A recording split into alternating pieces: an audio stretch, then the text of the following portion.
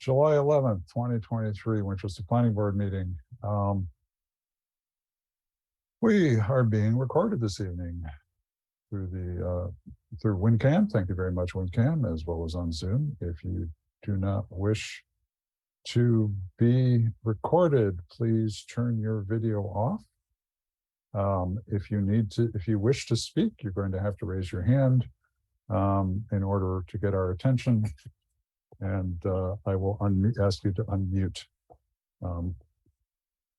It is our anti-Zoom bombing efforts. So why don't we do a roll call vote? Let's see who's here. Sally Dale. I am present. Nick Rosettos. Present. Carrie Layton. Present. E. Ching Scott. Present. And I am Dave Jurius, Chair. I'm also present. We are joined this evening with our recording secretary, Nancy Polcari. Hi, Nancy. And by our town engineer, Matt Schuman. And by a number of people who I recognize. But let us jump right in and start the show. Let me get this all set up to view. Hold on one second, folks.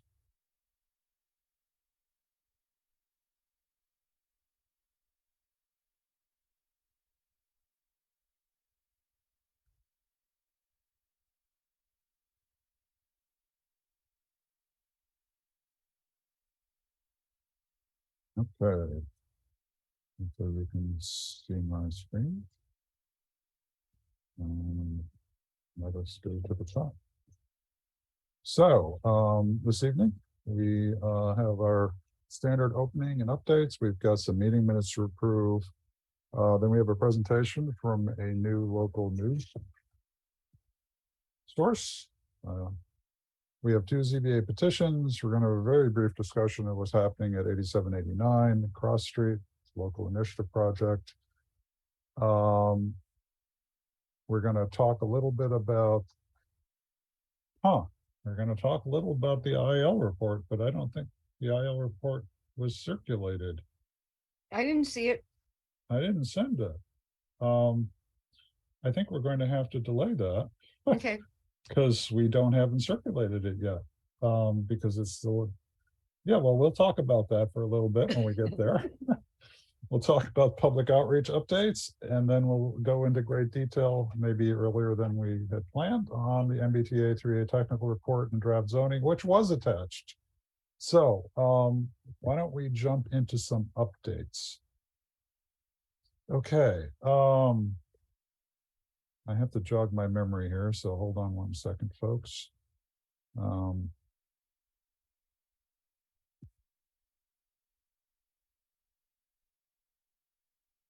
I got out of work late, so I apologize. So one of the big updates we'll talk about when we get later on is that the Cross Street project, which was originally a, as they call it, a friendly 40B with the town, which was 9 rental units, is now has been changed to 9 condos, with also a change in the affordability of the 2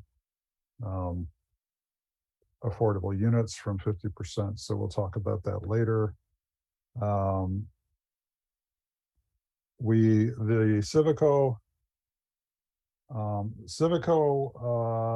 the submission dropped late last Thursday, so we now have an official submission for a special permit for a PUD on the Waterfield lot. I've begun conversations with town staff. We're going to talk a little bit, not this meeting, but maybe this meeting, about how we're going to stage this. First of all, the first thing to do is to make sure that the application is complete. And when it's complete, then the clock starts ticking. So I'm going to set up a meeting with engineering, building department, and everyone else I can corral to get all of the interior, the internal stuff going on a schedule.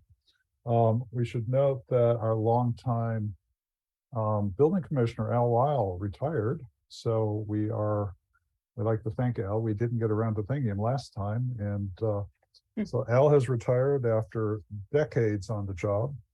They have a number of candidates that they are looking at to replace Al, I should say, to fill that position. And there will be an interim person who is filling in until they get a permanent person. There's some movement towards a renovation of an existing structure on 40 Church Street. That's in the pre-application phase. So there's not much to say about that. There is a preliminary covenant in HOA for Rocky Ledge, which is required for us to sign off on the Mylars for the subdivision to actually to allow them to move forward. That is in the hands of town council. Oops, we did not ask HPP we didn't ask Beth about the HPP. I should. The ADU bylaw revision, I have a meeting set up with town council to go over the language for that at the end of July. And then Nick, I got a slot in there. Do you have anything? I spoke with Jack Lemenager and got it on the agenda to talk about the outreach piece regarding the historic properties.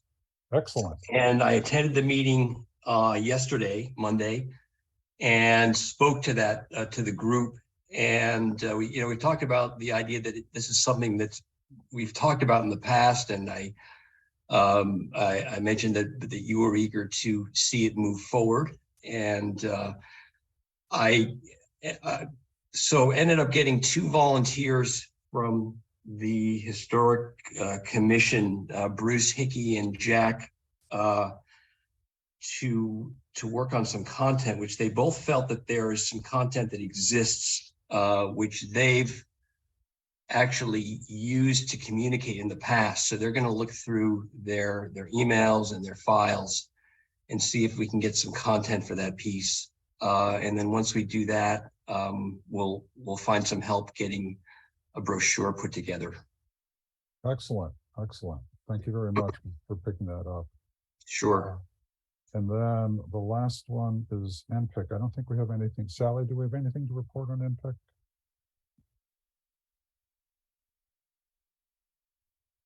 You are still muted.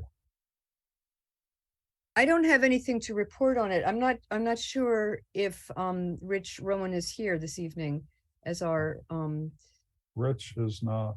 No, he's not here. So the conversation from the last planning board meeting was simply that the planning board needs to provide more guidance and direction to this very nascent group and help them with recruitment. And so that is something that needs to be taken up by this board as an agenda item, I think, but I don't know that it's been framed properly for this meeting tonight. Okay, so nothing new to report, I guess then. No, I think that when we get to talking about outreach, that Emily Innes had much enthusiasm and much prior experience rolling out implementation programs for master plans, and wants very much to have the MPIC and the members of that committee very engaged with us in our outreach plans. Okay. That's what I remember about that. The one thing that's not on our list here is Yi Cheng. I know a couple of meetings back you thought you'd be able to reach out to our state reps about the MBTA 3A funding or something in that order. Have you had a chance to do that? Yeah, so I had some informal chats with Sally too. So I don't know, but we I was notified that there were some state funding for the something else that was significant and to hold off on it. That was my conversation with Sally, but I don't know if that's Sally, do you know more about that? That's something that I is think, more. well, I think that when we talked last about the importance of having funding and the need to get our delegation involved in advocating for that is because we thought that all the money that the state had allocated to help us come up with an initial compliant plan for the MBTA communities law, all that money had been used up and we didn't know how we were going to get money. And then I believe that funds were further allocated by the state to help us. And we finished that. And that product of that work is on the agenda for tonight. Right. So, so I was saying, I don't think we need to reach out to the delegation for that. But I do think that there's all kinds of things within our purview and in our work plan for the 9 months ahead, whatever, that we could have a conversation about whether there's specific strategic moves that would be helpful to us to reach out to our delegation about. And that's another conversation that we should have. We should look at all the things we were working on and what obstacles are we facing and where can we use help? Yeah, my understanding was that there was some work with the housing production plan and perhaps state funding for that we need to sort of figure out how to latch onto or to collaborate with. Right. For the CA. So the town has secured a chunk of money for the housing production plan. So I believe that the work on that is well funded. The funding that we missed out last time was we were thinking that would help us finish off the what we needed to get that in the minimal compliant stuff out. But there's also substantial monies to, for instance, to fund the economic feasibility if we wanted to raise the inclusionary housing percentage for under 3A. There was also monies for outreach. And so we left, we just didn't have the internal resources to go and file the grant application, but we left a substantial amount of money on the table. So I think we're still looking for monies to help with outreach. We do have some outreach in our budget for 3A for the next fiscal year. Yes. But I think that if we were able to leverage more funds from the state to do this. Okay. Yeah. So I think I was looking for a little bit of a direction and I need to have that conversation with you, Deb, about what exactly that is. Yeah. Great.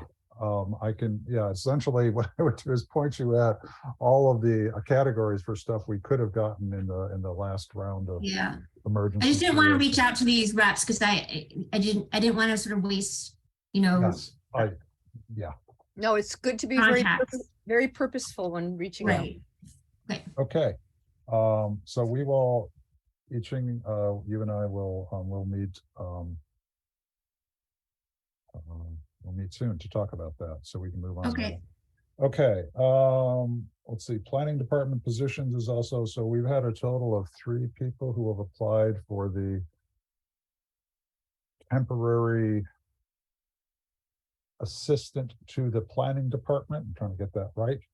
None of those people really have any background in planning, and they really they're administrative people. So they see the word assistant, I think, and they think of it as administrative assistant. So they're really not from the pool of people we'd like to attract for that position. So we'll have to keep going. So Deb, what I had suggested when we last spoke about that was, I know that the temporary planning department assistant posting ended on a certain date, and that you and I had discussed that we would change the title to be temporary town planner. We can't, I think, well, we can't be interim because that means that they're a candidate, or they could be. I don't think it can be planner either. I think that because that is a specific position that's in our Compensation structure? Yeah, and so that the town planner is, we'd have to use something else. So I sent out a plea a couple weeks back asking people to take a look at the position description to what we'd posted. I didn't see that. I really would like people to take a look at that and tell me what it is that we might change to try to attract the people we're trying to attract. If And this not, is for the temporary position, right? this is for the temporary position, because if not, it's going up just as is. I don't have the resources to change it myself. So Right. if somebody wants to change that, please, please have a go at it and let me know what you come up with, because otherwise it's going to go out the same way as it is. We are arranging for interviews with the 3 candidates for the town planner, and with any luck, we'll get them all next week, but they haven't been contacted yet in terms of their availability for the times the planning board has agreed upon. So we'll, that's just all up in the air at the moment. So Can we get a copy of their applications? yes, we can. I want to make sure that they're still interested in applying. And as soon as we get them all lined up, I got sort of a lukewarm response from one person who seemed a little concerned about the publicity of the interview. So I need to reach out to them again and make sure, and once I told them what was involved, I need to reach out to them again and make sure they're really interested. And I haven't had a chance to do that because I don't want to put their stuff out if they've decided it's too public. Right. So I will, So Human Resources is contacting the 3 candidates to see if they can Zoom or meet in person with us on the 3 times that you emailed us to hold in our calendars, right? Yeah, so the 2 of them should be, well, one of them is definitely local. The other person has relocated to Massachusetts, so should be local. And the 3rd person is, Likely Zoom. yeah, more than likely Zoom. Right. So, and we're just waiting for the Human Resources Department to confirm that they've scheduled those.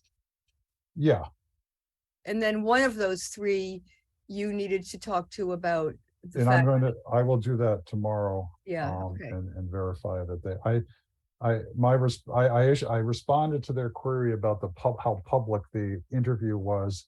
I didn't get a response, and that was, I think, that was last Friday, I believe. So I will reach out to them again. But yeah, as soon as that's all go, I Ching, you'll get the resumes. Sorry. Okay, so why don't we move on now to approval of minutes? So let me put this out of the way and let's move on to approval of meeting minutes. We have 2 meeting minutes, I believe. So are there any comments or concerns about meeting minutes from June 20th, 23? I had very minor edits Okay, on updates. Item D, just for clarity for the future, Civico is close to submitting their documents for the Waterfield lot development to the Yeah, planning board. yeah. Just to okay. clarify for the future, so that people reading this will not wonder what it's about. Yep. Okay, and then the other edit was on the last page. The first bullet on page 3, it's that Emily Innes had identified 3 tasks, and the first bullet is to review the Communications Study Committee's fall 2022 report to town meeting. And identify communications, not community. And identify communications channels. Again, just specificity for other readers. And those were the only edits that I had, because otherwise they're excellent minutes, Nancy. Okay, any other, Just that Reagan's Mhm. last name is McCain, McCain, not McLean. oh, good Lord. Oh, my- and she spells her name R-A. R-E. Oh, this is, yeah, and her, it's got your nose design, not Parker Torres design. How I spaced on that. I will fix that and send that to you, Nancy. I completely missed that. So. She just does such beautiful work. I want people to know how to find her. Certainly not Parker Torres. It's got your nose. Okay. But I can understand why Right. saying that quickly. So this was on, so any other comments on the June 20th? If not, then I would welcome a motion to approve the minutes as amended. I June make that 20th. motion. Okay, is there a second? Second, So a roll call vote, please. Nick, Aye. I Ching, Aye. Carrie, aye. Sally, I, and I say aye as well. Thank you very much. Let's move on to the next set of minutes. This was on Friday, June 30th of 2023. The board had a meeting with Emily Innes from Innes Designs. Any I just, comments or? I had minor edits again on, Okay. under Miss Innes on page 1, the second bullet. She has looked over the Communications Study Committee's report to town meeting. Okay, And under the second where it says PB discussion, first bullet, need to improve communication about what the planning board does. And I had a question about the third bullet, where a town meeting member said that they had gotten someone on the planning board had discussed that town meeting members say that they get too much information, making it difficult to process. As a town meeting member, I don't know if I agree with that, but I don't know if that was actually what we said, or anyway, it just. that was actually someone reported they had heard that from a town meeting member. Okay, and then let's see, this is 1, 2, 3, 4, 5, 6, 7th bullet begins with the words another concern. And I just, when I saw the word another concern is processing zoning changes at town meeting, I think it's not so much processing as explaining and advocating for. Isn't that what we talked about with Emily? Yeah, it could be that it's hard for the town meeting members to process the zoning changes. Yes, okay, that would make much more sense, okay. So it might be a communication concern. I think that was my comment. It was, is that it's difficult for town meeting members to understand some of the zoning changes. Oh, yeah, it's really hard. And then, so then there was the bullet farther down that starts with the words one suggestion. And one suggestion was a pre-town meeting, capital T, capital M, information session to communicate ideas. They're actually, and thought that that would not work due to schedules. Well, that is one of the things that all the different warrant article sponsors do. That's a regular thing. There's public meetings advertised for town meeting members to attend about each of the warrant articles. Right, but there was a comment about increasing that might be difficult because of the timeline to get things to town meeting. Right, yes, okay.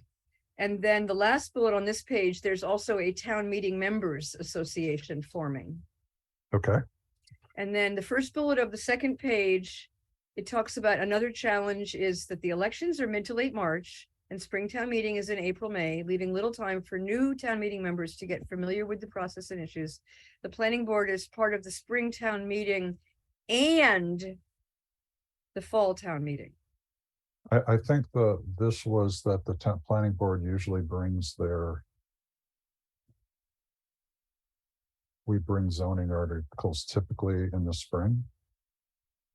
To be honest, I assume that this statement, whoa, what is happening? I assume this statement is to distinguish between the effort. Well, I think Yeah. I brought this up just to the point where I said that, the purpose of the spring town meeting after May 1st is to approve the town budget for the next fiscal year. And so before May 1st, and town meeting does start in late April, the planning board addresses zoning articles to the town meeting because we can't talk about finances yet. Yeah, I don't know what the context of the statement is, Yeah, all right. unfortunately, so I couldn't, my memory of what we actually spoke of is not this detailed, so. That's okay. And then, in the very last decision, just a section where it says additional discussion, and there's 1, 2, 3, 4, 5, the sixth unit, a sixth bullet. There is a 60-unit affordable housing project coming into the planning board next month. That would be Civico and the Waterfield lot, and I thought we should just say that. And that's all I had. Okay, any other comments or corrections? Yes, I think that we may also have the issue with Reagan McLean, which Oh, is yep, there it is. met with right there. Thank you. I will make a note of that because I'll batch it with the other one. This is for June 30th. Thank you for noting that. Oh, yeah, Reagan McCain. And it's RAE. It's not like Yep. the president. Yeah, I will send those off to you, Nancy. Thank you, Okay, Nancy. thank you, Nick. Any other concerns? Nothing. Okay, so I would welcome a motion to approve the minutes for June 3rd, 2023 as amended. I So so moved. Um, I second. and roll call vote, please. I Ching, Aye. Carrie, Aye. Nick, Aye. Sally, I. and Dibbs is aye as well. Thank you very Good. much. Thank you, Nancy. Sally, if you would be so kind as ever to send your edits to Nancy. I will do. So those are just those two, right? There isn't another one. That's correct. Okay, so why am I not seeing? Okay, well, let's go back to the agenda and see what's supposed to be happening now. We're actually 10 minutes early. How is that possible? But we could start early. Tara, let me, we have a little extra time. Let me,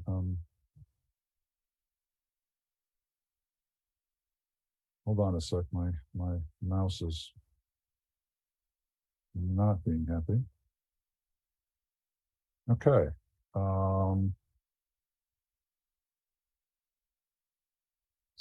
So, Tara, you want to unmute yourself, introduce yourself?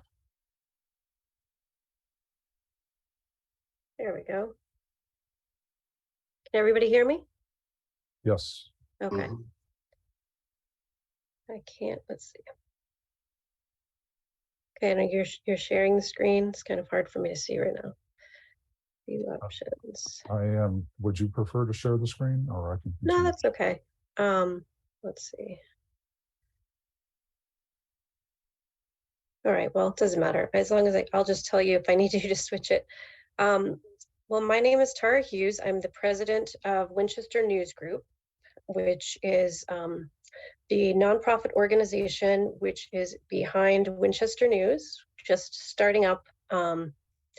And basically, I just wanted to I have a few minutes to give you a quick overview of who we are, what we're doing, or what we hope to do, where we're going. And the way I felt might be the quickest and easiest to go about it is to pretend that I was basically writing something. I know I'm not a journalist, as I call myself, a recovered attorney. But I know when you're taught how to write, they say, make sure you cover the who, what, where, how, and why, so that you're getting your point across to your audience. So I figured, okay, quickly, that's what I'll use. So this is a new slide. Hopefully it works for everybody, but basically who we are, we're a bunch of Winchester residents. A majority of us were part of the Communications Study Committee, which you actually, I heard talking about in your meeting. It's nice to see that people are going over the report and actually hopefully taking some of it into consideration. But that's basically where we started. We decided afterwards, a group of us, as you may or may not know, some of us kind of branched off and they're working on the Town Meeting Association. And then some of us decided to get together and meet about how we could start up a local news source. So that's basically who we are. What we plan on doing is creating a nonprofit digital trusted and reliable news source for Winchester residents, businesses, and organizations. We hope that it'll be a community asset for everybody, but we are starting it out as a nonprofit organization where obviously we're doing it in Winchester, covering Winchester and online. So our website is www.winchesternews.org. So we're probably going to stay digital. Doing a paper in print form is very expensive. If we can raise the funds someday and that's what the community wants, we'll do it. But right now we're focusing on a digital news source. We are thinking about potentially creating an app as well, but right now we're focusing on the digital website. Mhm. So that's who, what, where, how we're doing it. Again, nonprofit organization, which we have already established as Winchester News Group. We have a fiscal sponsor, which is the way that we're allowed to bring in donations now that are tax deductible. So we're not our own 501c3 yet, but we do have a fiscal sponsor making our donations tax deductible. And I'm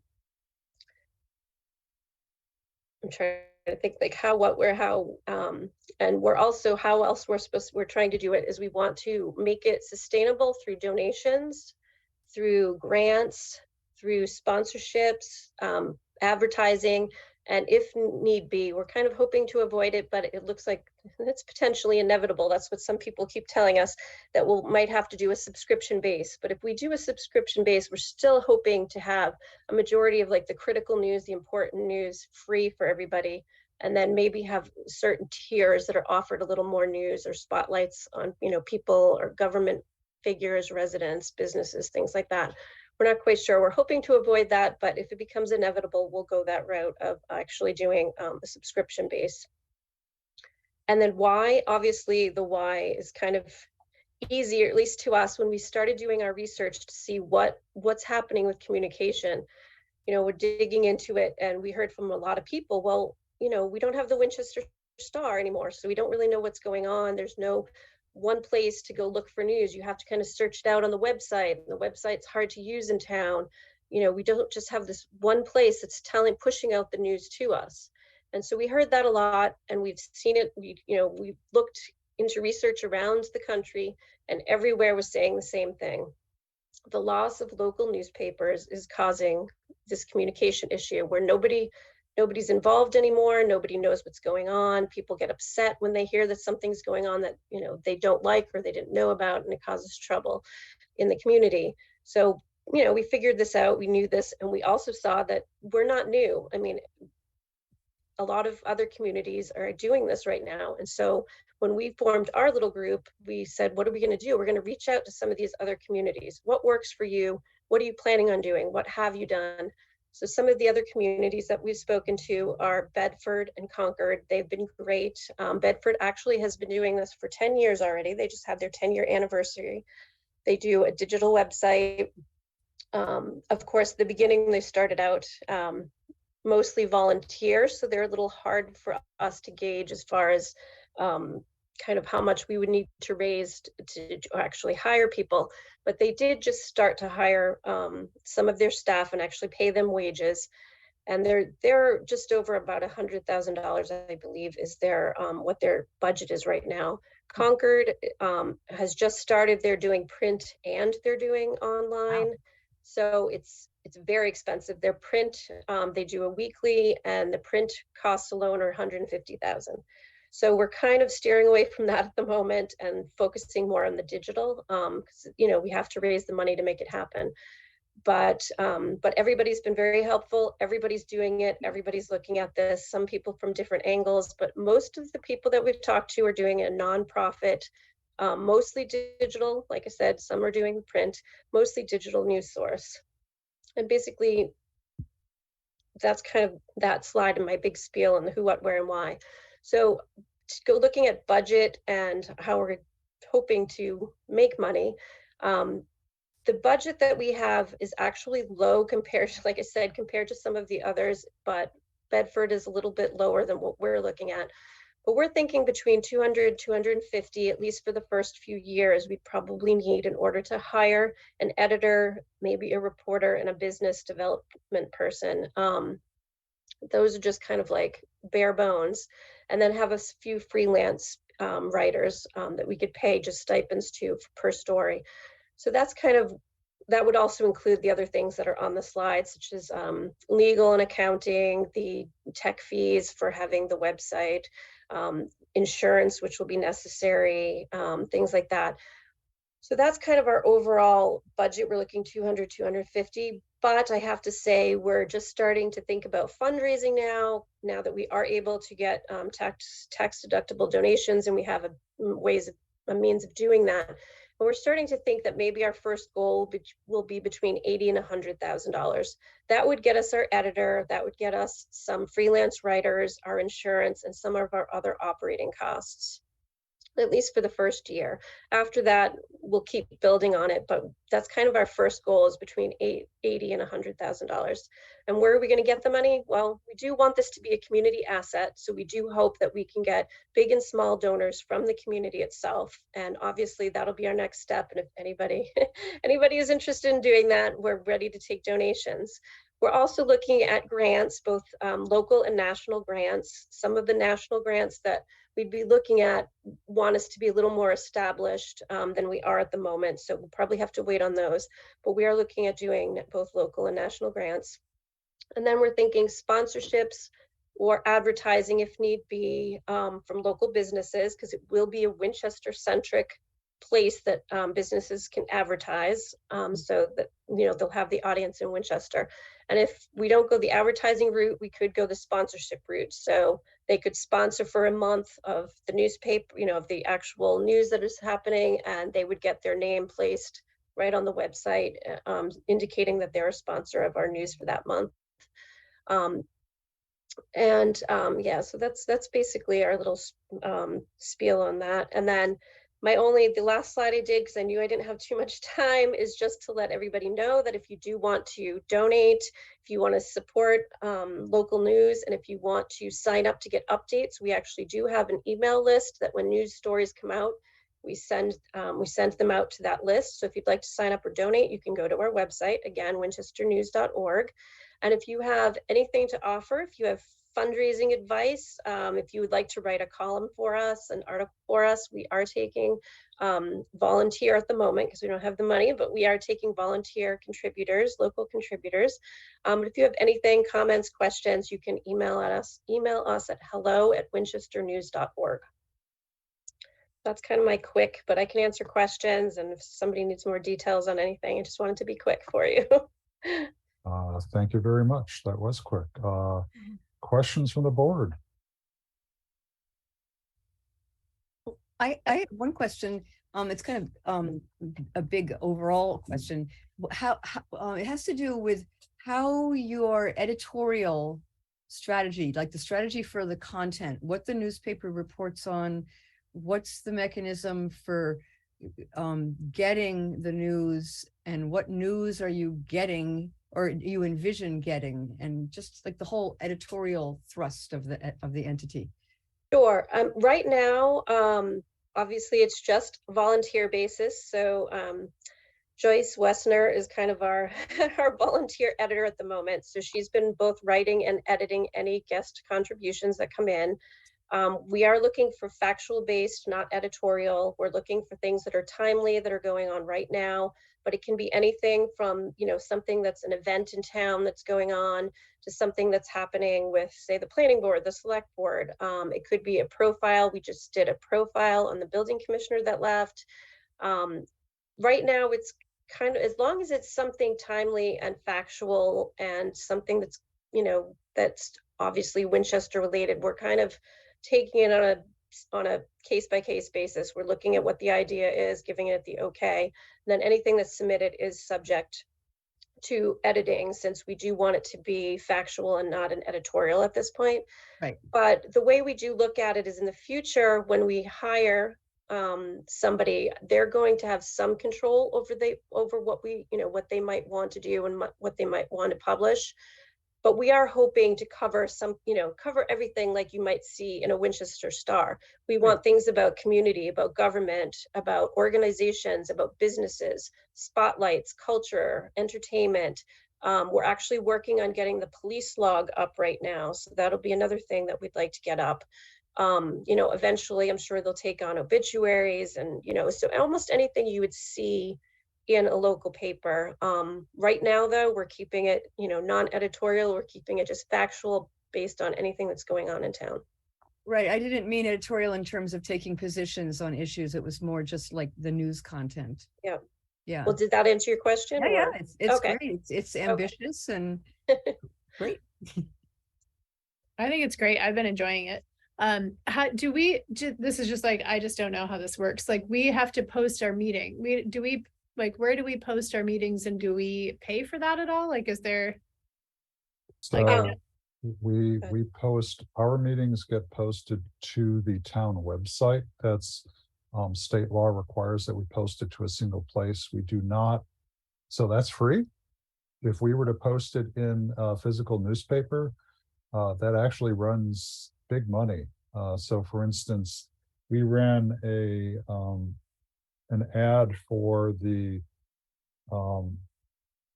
public forum for the IL district, our last Holton Street one. And it cost us, for 4 days of ads, it cost us $400 some. So there's a limit to how much we can afford, because our total publication is like $2,000 a year. That's what we have for advertising. So But it seems like a really high value, as they get established, it seems like, if we get in early and ask for a deal. well, I mean, one thing that does happen is that Suzanne Gill, our administrative assistant, sends out to a very long list of people every time on the Friday before our meetings. They get our agenda and the entire packet, and we'll make sure that winchesternews.org gets that, and hopefully they will see fit to publish that. I was going to say, eventually we would like to have maybe like a link either to the town calendar, or some highlights of what's going on in the week, things like that. As far as the paid things, it is something that was on our plate. And I'm pretty sure Jason Lewis was kind of going to look into it for us. But originally, it may have changed now, but originally you had to be, I believe, digital and paper, like you had to be in print in order to charge the fee. Was in print, yeah. Yeah, but I know that the law was, they were trying to pass something in Massachusetts. I haven't followed up to see if it is passed or what's, Jason Lewis was going to look into it, and I haven't followed up with him.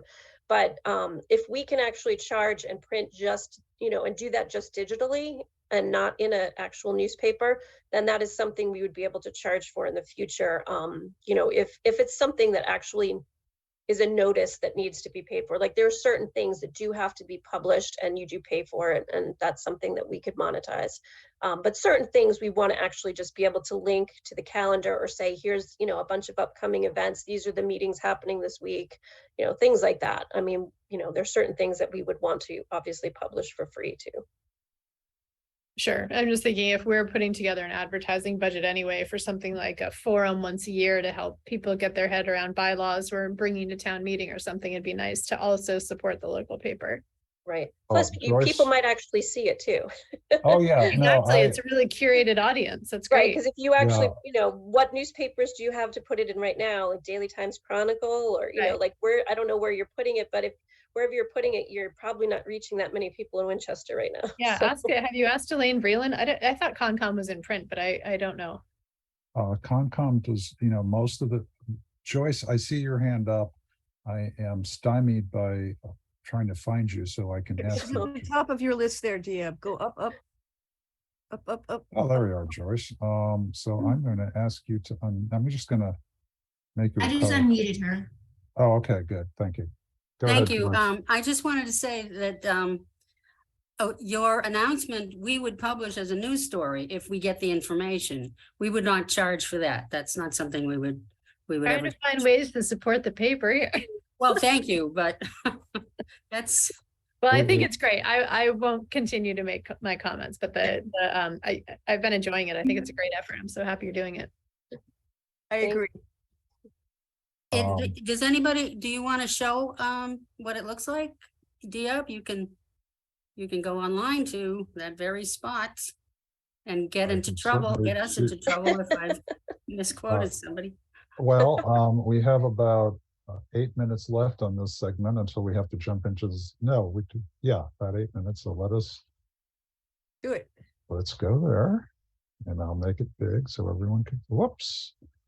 Okay, where did I put it? There it is. So can I, while you're doing that, can I just want to thank you guys for starting this too. I feel like it's incredibly necessary, especially for government, for a lot of people to understand what's going on.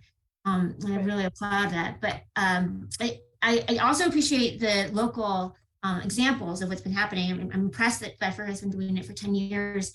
And I just wonder a little bit about what that looks like now and what problems they've come up with. And if there's any way, I know the Daily Times Chronicle is supposed to be a regional thing, but if there's a way to, scale this up so that there's, more talent or more, resources for a regional paper. One thing that I have been really impressed with for independent local news is Provincetown Independent. So we do have a place out there and in the Lower Cape, and it's such a rich independent newspaper. And I feel like I understand the local politics so much more and engage in it. And there's such a quality reporting going on. And I'm sure the scale of that is humongous, and but it's like a $64 per year sort of subscription. So it's not that huge, but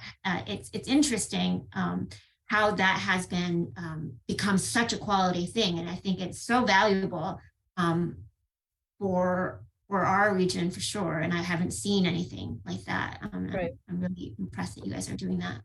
Yeah, I mean, if you look at, well, first look at ours, obviously, but this is purely voluntary right now.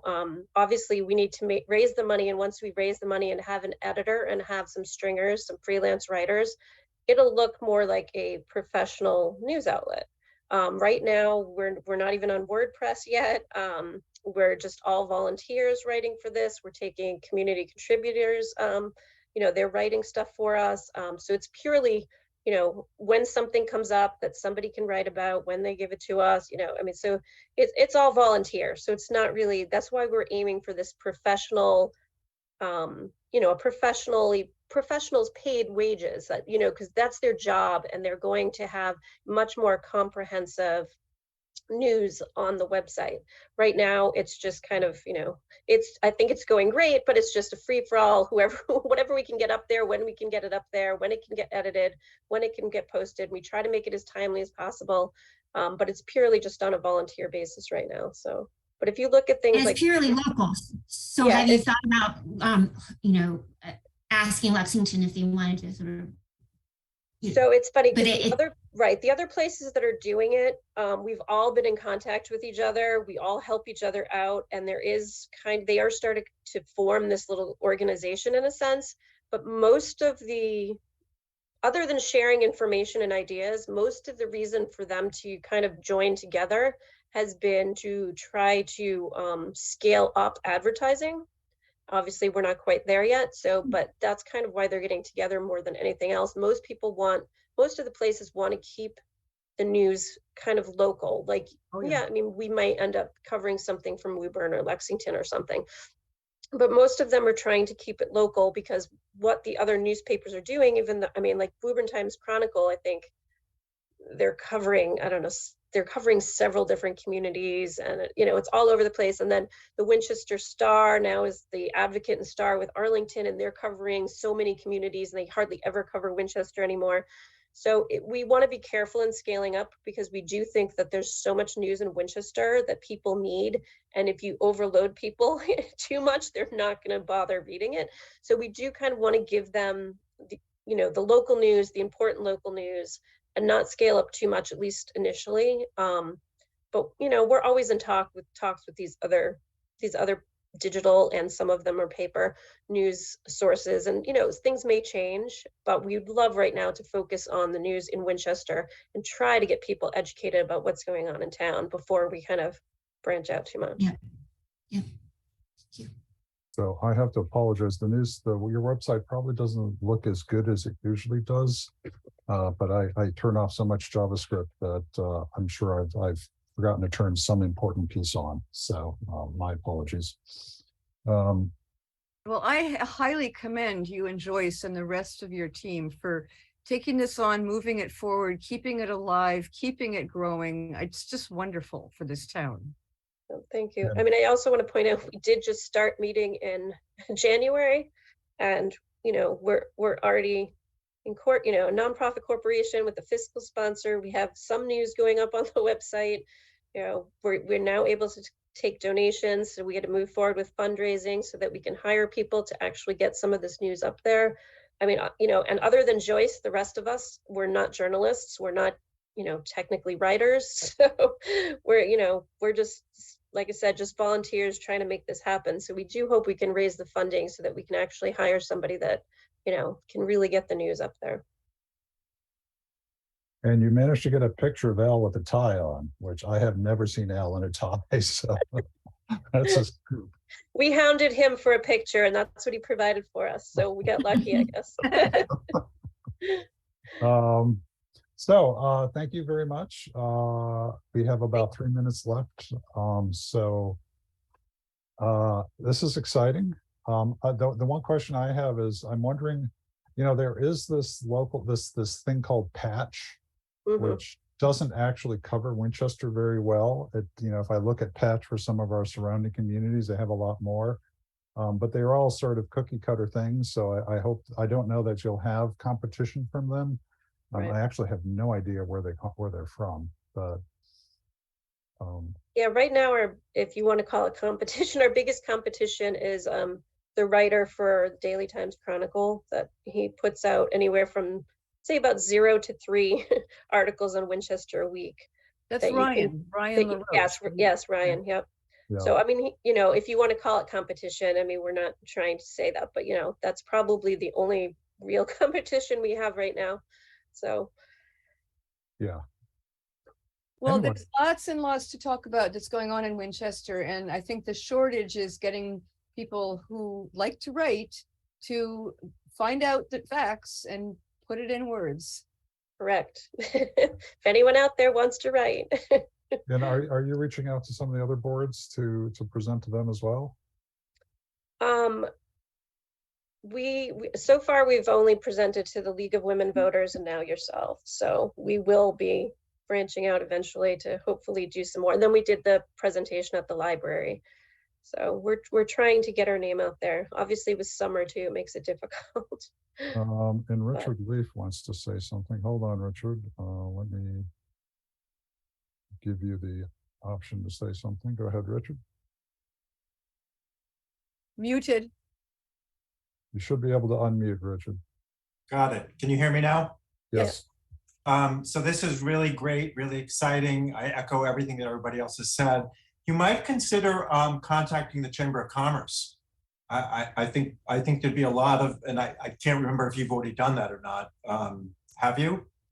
I don't, Joyce everybody had kind of different assignments on who to who to contact, and I'm not quite sure. I want to say yes, that someone has been contacted, but we haven't set up a meeting with them yet. So please do. Richard is our liaison to the Chamber of Commerce, in case you were wondering, Tara. So, yeah, we'll definitely reach out. okay. Thank you very much. And appreciate you coming and making your presentation. I hope Yeah, things thank you for work giving well. us the opportunity. It's great, Tara and Joyce. I'm just thrilled. Thank you.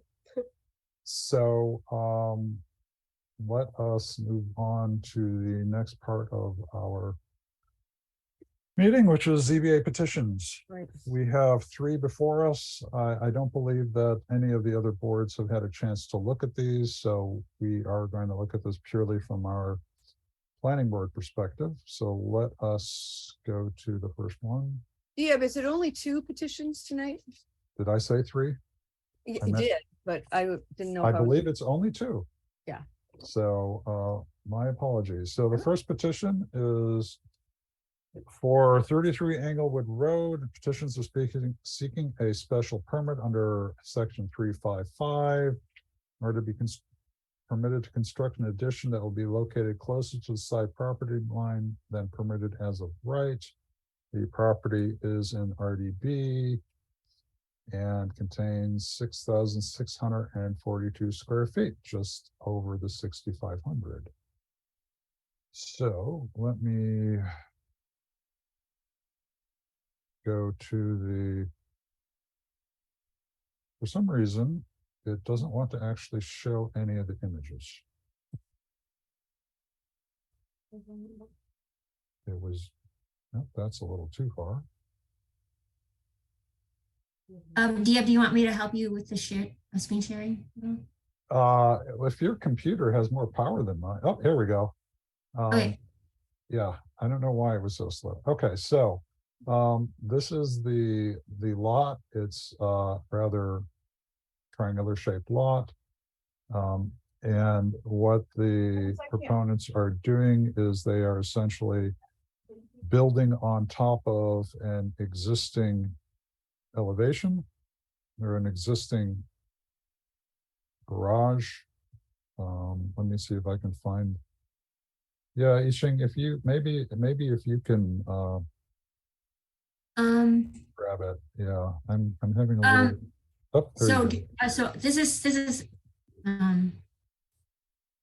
So hold on, we have one person, Tony Frayne, who is asking, Oh, is this the petitioner? let me, Yes, that's actually my wife, Tony Frayne. I just could not change the name on the, on it to Kevin World. as long as you're attached to this project, that's all we care about. Yeah, so I can explain anything that you need to have explained. It is, we're looking to add a bathroom. We're currently a 3-bedroom, 1.5 bath. We're just looking to have another bath. Our child's 10 years old and going to be needing another bathroom probably. So sorry, but it's just what it is. So, and I believe we're 13 feet 9 inches, the back corner of our garage from our neighbors. So we had to apply for a special permit. And that's why we're here today. I believe we were actually at the Historical Commission yesterday and design tomorrow. Yeah. Are you changing the footprint or are you just building Nope. straight up? Just building straight up.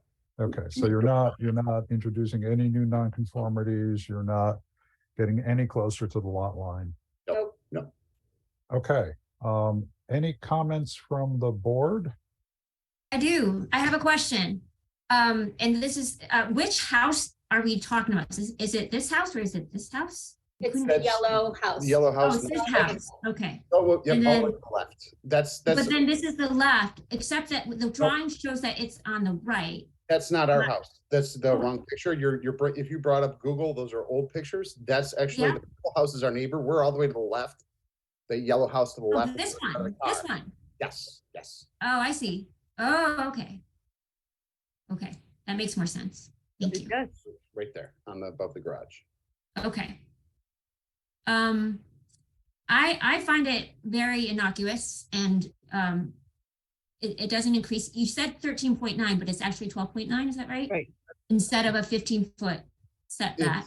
I have, we actually had to send over revised. I sent it to Janine, the revised plans, because one of the Board of Appeals people wanted, the front elevations She's changed, but talking about it's right yeah. here. She said 12.9, you said 13.9. I thought it was, What- it might be 12.9, but yeah, Okay, we're, 12.9. it's Right. it's an existing structure. The garage has been there since we bought it, and we're not increasing the footprint at all. Great. Yeah, I think one thing that would have helped with understanding the package better would have been just the full elevation. But I mean, I understand where you're getting at here, but just understanding that in the context of the whole house, but also even some of the elevations of the surrounding neighbors would have been helpful. But from your package, I do understand what's going on, but just saying. We did send out additional information. I didn't know that Janine didn't send it out to everybody. Oh, I see. yeah. See. There wasn't a request. That's the existing structure as it is right now. Mhm. Yeah, our packets come out on Friday, so if you've sent anything new since then, we wouldn't have gotten it. That's and- across the street that has a similar build. I see. Garage, and you can see above that they've built. I see. So it's like something like this over here. if it will process it. If you turn it right around, that's it. That's the house right there. That. Okay. Yeah, I find it completely innocuous and I think it's So- fine. Is, any other comments? Is there a motion? I don't have any comment other than to say, I think this is exactly within the confines of 3.5.5, and that I would recommend that we recommend favorable action to the zoning board of appeals. Is that the That right sounds- word? We have a motion and a second. Any further discussion? There's a hand up. Uh, Sorry, that's probably mine. I haven't put it back down. Oh, okay.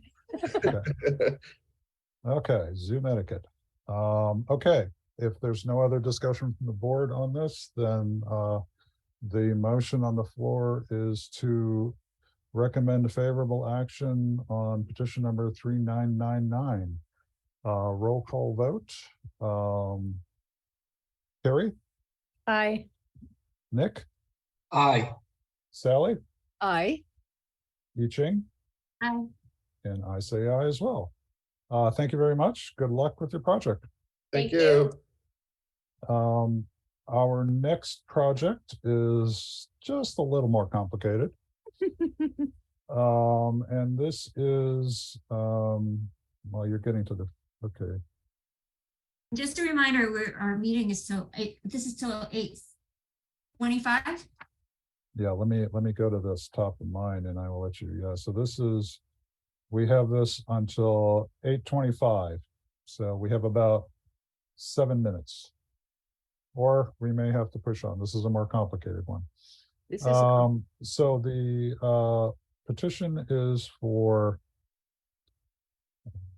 Sorry, I can't find it. there are many multiple repeats, so finding the first one is, I mean, I've got it, hold on a sec.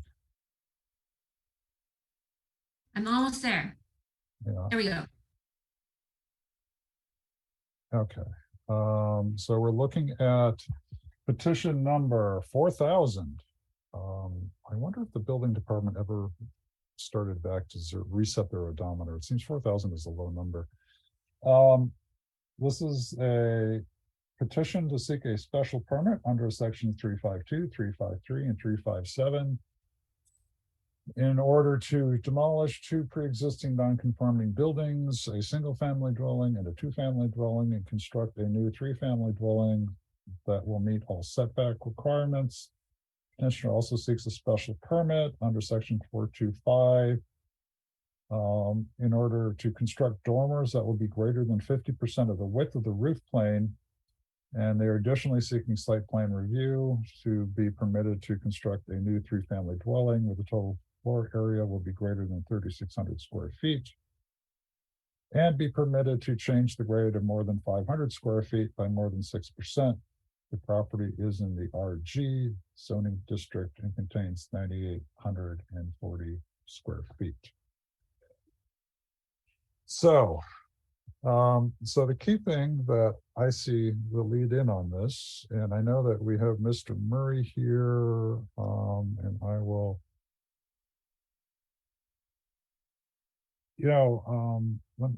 I forgot, we do also usually ask for a comment from the town engineer, and Matt, I apologize, we didn't ask you on that last one.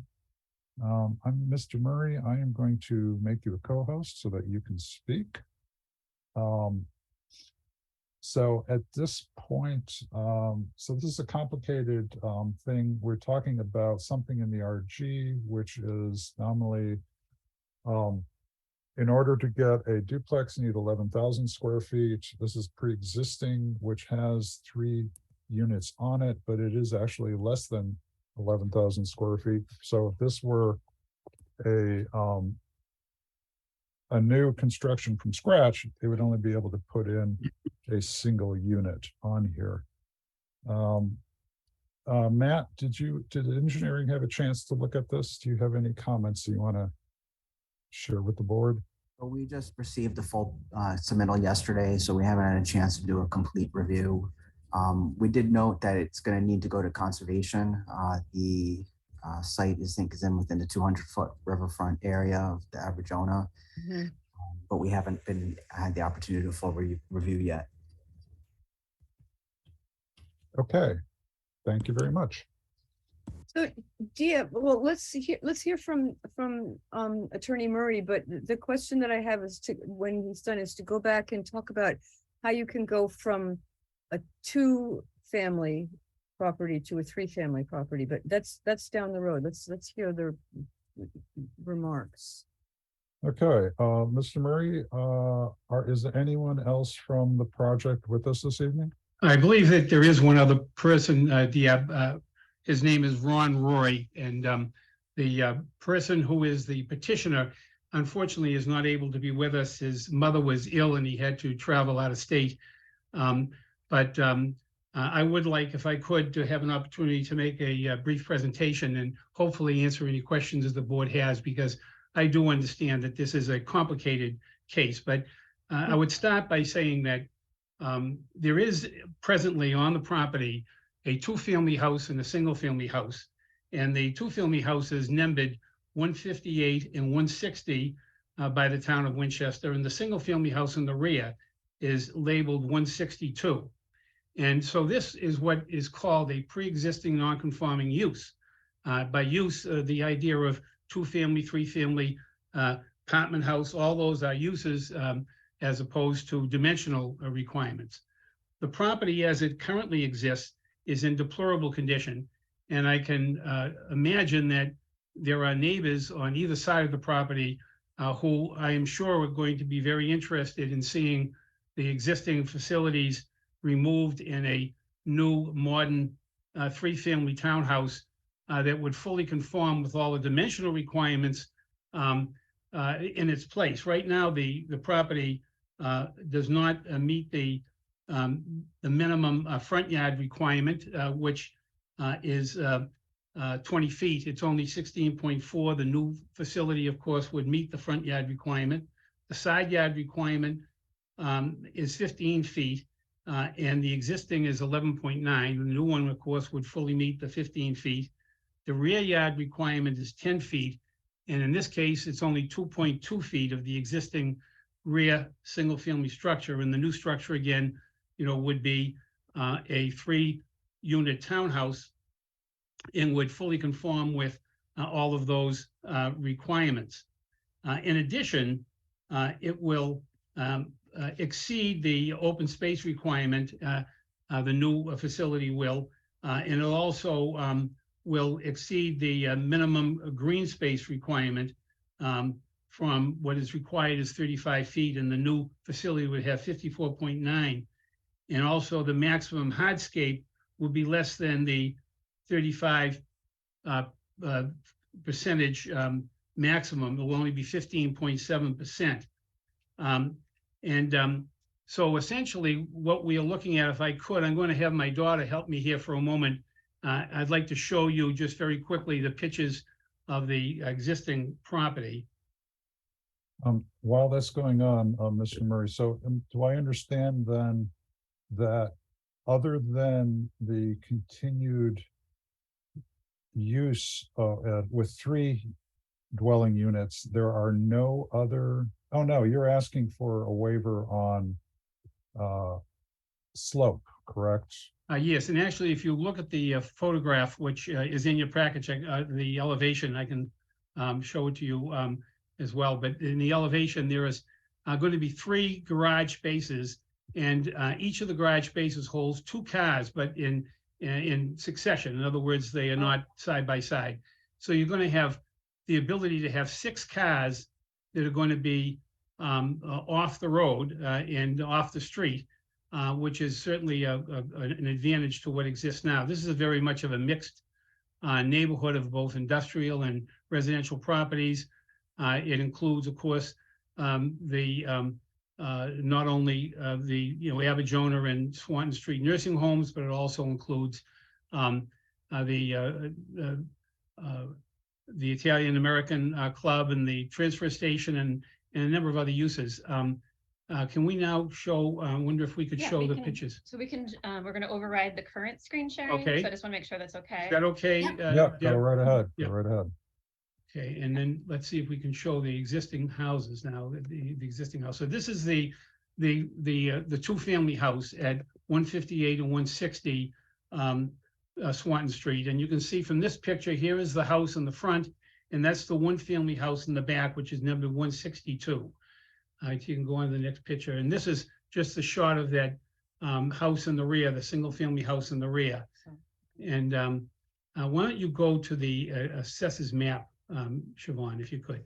So I have submitted, of course, the assessors map from the town, but this assessors map really is an older assessors map, which I have in my office, and I find it a lot better than the ones online because they are much clearer. And you can see the property in yellow, and you can see the front property and the rear property in its relation to the surrounding properties. A lot of the properties around it are pre-existing non-conforming. As you can see, the house that is listed at 154 to 156 is right on the property line. Oh, yeah. And the house next door obviously does not have sufficient square footage for a two-family house, as most of those properties do not.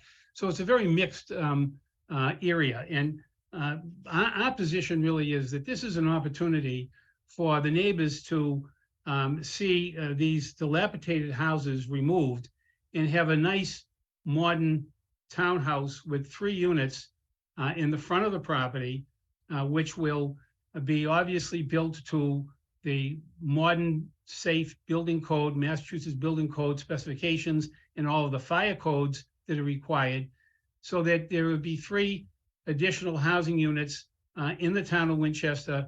And these would be condominiums, and they would be for sale. And obviously, because of the location and because of the structure, these would be much more affordable than entry-level houses in other parts of the town.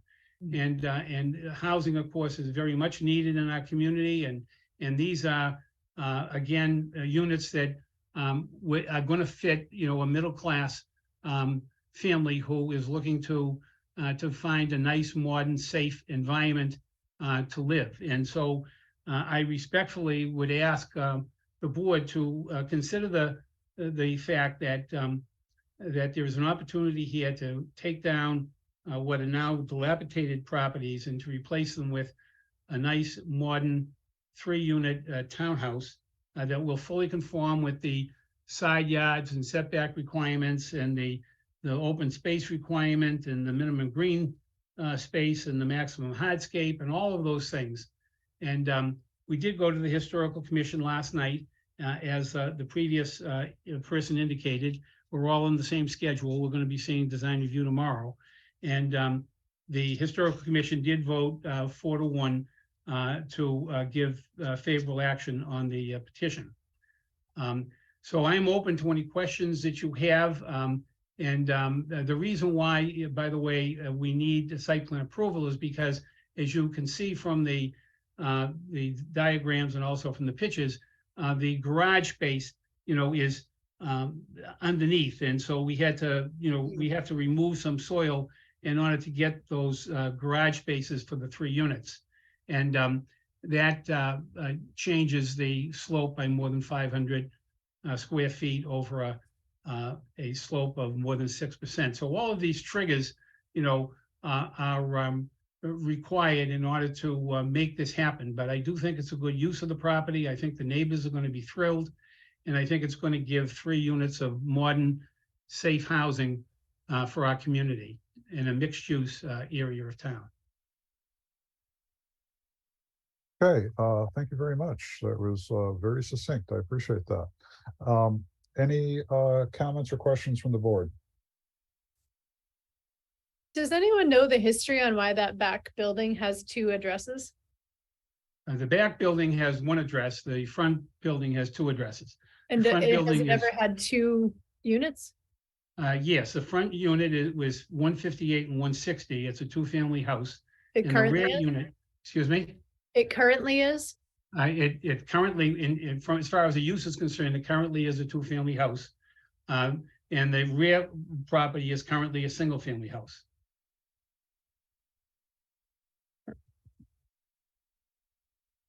When you say currently, you're talking about the use. It's a two-family use and a single-family use and a single lot. So that's the pre-existing non-conforming nature of the existing property, which that is one of the issues that we're dealing with, of course, here, Kerry. So it's pre-existing non-conforming dimensionally, and Yes, it's also pre-existing non-conforming for use. that's exactly right, Sally. Yeah, Okay, because that's two different, absolutely. And it's not oftentimes, that's something that's missed. People sometimes don't fully understand the issue of pre-existing non-conforming use as opposed to pre-existing non-conforming dimensional issues. So there's two Right, separate right. categories. Yeah. If I look at the plot plan that you show right there on your screen, is there an easement on the left side of the property there? I noticed that it says, it looks to me like instead of an easement, it looks like that's part of the lot. And usually when you see that little, looks like an N on the line, that indicates that it's part of that property. So I believe that lot 7 of 1,200 square feet, whatever it was in the past, is now part of the existing lot, which in fact, I know it is because as you'll see, it shows 8,640 square feet for the parcel other than that little strip. And then the strip is 1,200 and the total square footage is 9,840. So that is all one lot, but because it was made up of that separate lot, I don't know what the history above that is, but it's not an easement. Okay, I'm just wondering if there's somebody's going to come in. I don't think you're building on that, but No, that's always we're an not, issue. I don't think we're building on that either because Yeah. we're not violating any of the side yard or Yeah. front yard Yeah. or rear yard requirements. And how many bedrooms per unit? I think if I remember correctly, there are 3 bedrooms in each unit. And Ron Roy, who was on the call here, would be able to answer that question as well. Okay. But they asked us that question also at the historical committee and Ron answered it as 3 bedrooms. And what is the width of the total driveway? I am a little concerned by the fact you're essentially going to have 3 driveways coming out of this narrow lot. And so, Right. so that, when we're looking at Swanton Street and we're trying to imagine that we want to make it more pedestrian friendly, curb cuts are enemies of pedestrian friendliness. So do you have any idea of what your width is on those? I'm looking to see if there's anything in the proposed condition plan, which I'm trying to get to now. And Ron Roy, in the meantime, might be able to answer the question because he is more familiar with the. What do I do? Ron Roy It is, looks like it's 20. So, Yes, yeah, sorry. it looks like it's 10 on one and then 10 on the other. okay, I see that, yeah. And so one of them is access to both garages. So it's actually only 2 cuts. And so each one of them one would go into one garage and then the other would actually go into the 2 garages, if I'm correct. Yeah, which is within our dimensional requirements for multi-family. Right. Ron, we can hear you, Mr. Roy. Okay, sorry, I'm new to this, so. That's okay. The town only allows 2 10-foot curb cuts per property. Mhm. So that's why we have a 10-foot curb cut on 162 side. And another 10-foot curb cut that would do 158 and 160. Okay, and We're only is allowed 20 feet of curb cut. yeah, and I'm gonna steal the Screen back. the screen back because I found that sheet. Okay, so we'll get that. Stop that. Yeah, but are you still taking planning board meeting comments or are you, there seems to be a I am resident. still, no, we're still. There's a yeah. resident trying to talk, but I can go with my comments. Okay, any other comments from the board? Yeah, I do. So I think that there are 4 bedrooms per unit. It looks like two on the second, 2 on the third. And it seems to me that if we were to do the pre-existing non-conforming use and allow for 3 units, I think in this housing sort of crisis that it would make sense to allow that. Otherwise, going back to a single family McMansion kind of situation in this lot would not be the way to go in some of the housing production stuff that we're trying to promote. So in that case, I feel like within our scope of allowing for pre-existing or advocating for pre-existing non-conforming of 3 units would be my vote, is to still approve that. And then for the site plan review of digging under and allowing for the underground cars, I think that would also be advantageous, because we, two cars per unit, as people have said, especially on Swanton Street, it's necessary for a lot of these, especially a 4-bedroom unit, to probably have 2 cars off the streets. I think those sorts of things I think are great, and also to provide new construction buildings for 3 units is sustainable and much better for building using the same utility lines and cheaper by the dozen kind of situation, using the same envelope for the skin. All of that is great. I think the only thing that I have trouble with is the special permit for the dormers. I think that my reading of that intention is that the dormers are 50% to allow for a reading of a 2.5-story building. And so those facades that we see here, are make it a little bit less like almost like a 4-story building or a 3-story building. So I would say, for that special permit, I would advocate for not allowing for that and just reducing to 50%. And just looking at the plans themselves on the 3rd floor, I think that would still work for 2 bedrooms at the top floor using a 50% dormers, would still be okay. And then for design wise, just pure design, I think the renderings and the drawings don't match in the window choosing. So the fenestration, 3/1 doesn't make sense to me, whereas the drawings have 6/6 or even 9/9. But anyway, the 3/1s just don't look historic at all, or don't look right to me. And then bring the if you can stay on the rendering, DM, bring the facade of the cladding all the way down to the basement. Seems to make the building even greater than it is, or it just makes it so monolithic. So making a base where the garage has concrete, exposed, or stone, fake stone, or whatever it is, but having a base would make a lot more sense and bring this building to a more human kind of scale. Those are my comments. Okay, I just want to get a double check. So for the dormers, we're looking at dormers. The 50% dormers are both on the back and the front? Back and the front, yeah. Yeah.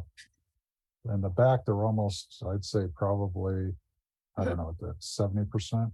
Yeah, right, yeah. And the front, we're looking at, whoops. The front seems more reasonable, but I think it could be refined. Okay. And can we get a confirmation from the proponents? Is this a 3-bed? Are these 3-bedroom or 4-bedroom units? Well, there are 3 bedrooms and 1 unit is like for a home office. So we call them like 3 bedrooms and one. I think there's someone that's got their hand up. Well, Yeah. Yes, I know they do have their hand up. I want to get through the board's comments first. Nick, did you have some comments on this? I guess I kind of echoed a lot of what Yixing said, although I'm less concerned about the height. I'd rather have the buildings have a full spacious top floor. I echo what she said on the different cladding on the base, and having being a little more sensitive to authentic proportioning of some of the features, windows being aligned, etc. But other than that, I don't believe I have a problem with this.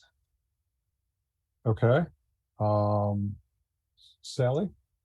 So my comments were, first of all, the first thing I noticed was that I hope that there's some kind of a drain before you have the water flooding into the garage.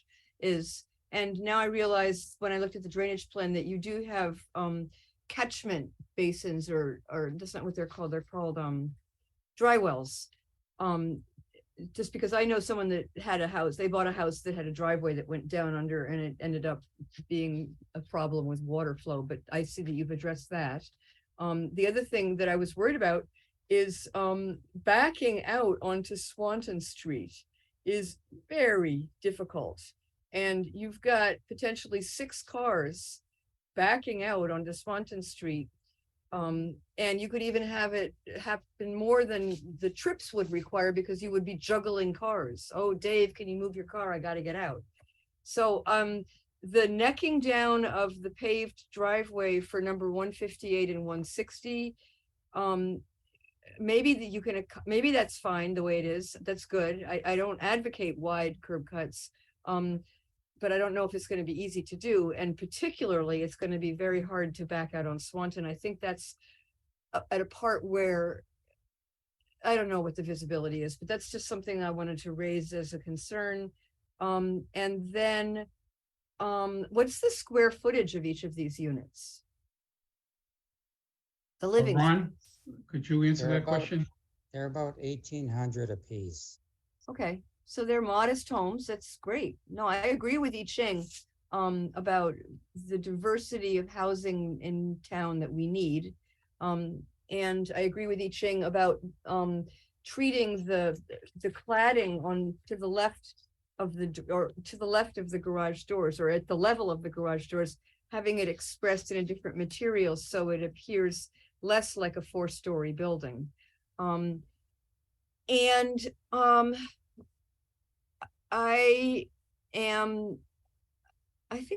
think I'm okay with the dormers, but I know we have a rule about dormers. It probably could use some refinement.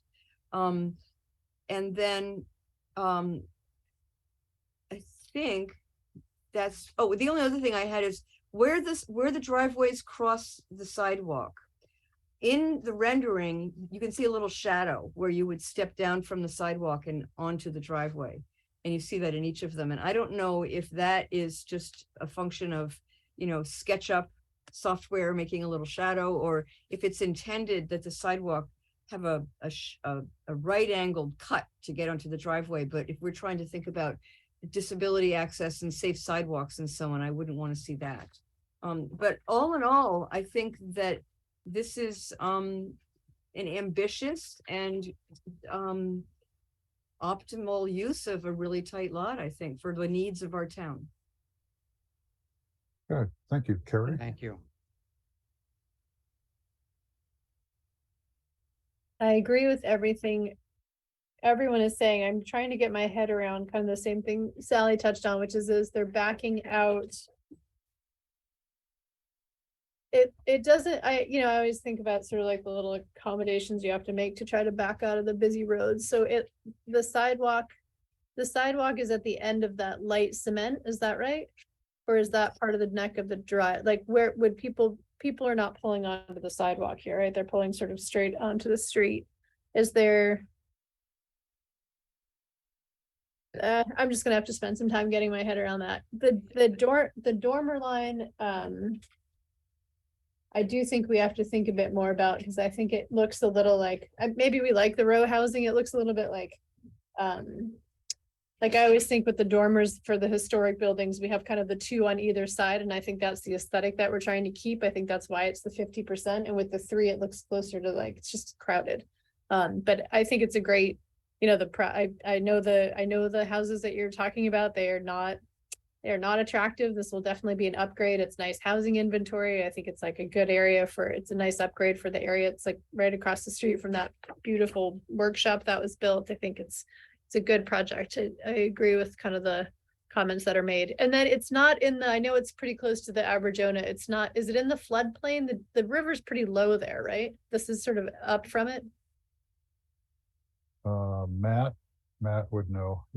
Matt, you spoke to that. I think the bank is pretty steep at that point, but I could be picturing the wrong part of the river. I actually did not look at the floodplain map and it wasn't shown on the plans I received, so that's a good question that Because will. we're all watching the news in Vermont, right? And I'm thinking about low garages next to the river, but I think it's pretty low, and especially with all the dam work that's been done, I think you'll be okay. But yeah, I think it's a good project. Okay. And I did have one other comment that I forgot to make, which is about the tree. I would like to see that you plant something that is a tall growing shade tree in that location. I don't know what the situation is with existing trees on the property, but I do know that we lose shade trees every year in town. And this is an opportunity to plant something big and tall and shady. We Okay. would be, Go ahead, please. I'm sorry. When the architect drew the trees in, we were concerned about the issue about people backing out and trees being in their vision. So we're willing to look into whatever we could put there. My Okay. concern was just more, I didn't want it to be in the way of the people backing out. Yeah, it might be a good spot for a street tree even, so you've got that little extra gap, but if you can sort of work it into more of the, like, can we put it on the sidewalk or like work with the town on that? Because that might be a place that area definitely needs more canopy. Right, and that would be fine. Yeah, I don't know that there's room on the sidewalk for It that. doesn't look like it, and trees do better in lawn. Yeah, I think I know, that a nice shade tree might be. So that's a recommendation, I say, from the board. I'd like to get to our, we do have someone who is, Jackie, please, if you would unmute yourself. Hello. I Hi. did put my Good. hand up a while ago because you asked for some clarification. Wait, My excuse me. Could you please identify yourself and tell us where you live? Sure. My name is Jacqueline Macy, and my husband, Paul, who would be here, but he's at Boy Scout camp tonight. We own the property next door, adjacent to this. We're actually between the old Corby property and the Aberjona River. So a year ago, we had all the dam work done, and now we're going to have this building, which, we're excited. He is absolutely correct that it has gone into disrepair over the years. But it was never, we've lived here 40 years, and it was never used as a two-family. The first home was a family home. They might have a double address, but it was never used as a two-family. The single small home in the back was there when we bought our home, and their son lived there. And over the years, a relative always lived in that home. And anyway, I just had a few questions, and some of them have been answered by the board. My concern is the height. I was wondering, what is the height of this building? I just got the plans recently, and I don't really understand them that well. I'd be happy to answer that question. Yeah. The height of the building is 39.75 feet. That's the new building. Okay, so my home is 29 feet, and the property on the other side is, I think, shorter than ours. I do agree that we need more housing, but I'm wondering why it can't be a two-family. Does it really need to be a three-family with 4 bedrooms? I don't know. That's one of my concerns. And also, the flooding. The river used to flood, but they have done a lot of flood mitigation work. And this last storm, it did not flood. I don't know. I will be interested in how this all develops. We do back out of our driveways on Swanton Street, and it can be a challenge. We do have 2 very large maples, so they will have to be very careful of those when they're backing out. I was also worried about the dormers because they seem huge, but anyway, I don't know. I guess I just wanted to share that the house really was a single family. They had 6 children. And then the little back one, as the children got married, one would live there. So that's the history from 40 years ago. Thank you. I guess the key is, actually not how it was being used as the people in there, but what the town thinks is the number of units on the lot. And so I think that's what we're looking at. So if we go and we look at 154 Swanton, the assessors, 154, 156. Oh, no, that's That's the other side of the house Yeah. that's, right. Yeah, Yeah. 158, 162. 158, 160. And that's the name of the person who was the petitioner. Yeah, right. And so when we look at this, I always thought the property was numbered 160, 162, because I was friends when my children were young. The woman who lived in the daughter-in-law with the son had two young kids, and she told me they were 162, and her mother-in-law lived at 160. So Well, I was there's- surprised when it was well, 158. so there's definitely 2 units here. So I think we're looking at, so 158, 160, built in 1865, 2 units. And then if we go back and we look at 162, well, we're going to ignore the 0. No, this is, Yeah. So we're half an hour behind. Yep. And if Oh, we could, are? for the purpose of time, yep, if we could, Okay. Yeah, so I just- actually don't see 162 here. you see 1620. Yeah, that's owned by the town of Winchester. I'm Oh, I pretty see, sure. I see. Yeah. Okay, so why don't, so Mike, this is a complicated property. I didn't appreciate that when we scheduled it. So let me very quickly go into my comments and then we can hopefully come to a vote. So I just want to note that the height of this building is within the allowable height in town, which is actually quite a bit higher than this. So it's not, although it's higher than the neighborhood, it's not, it's within dimensional allowances.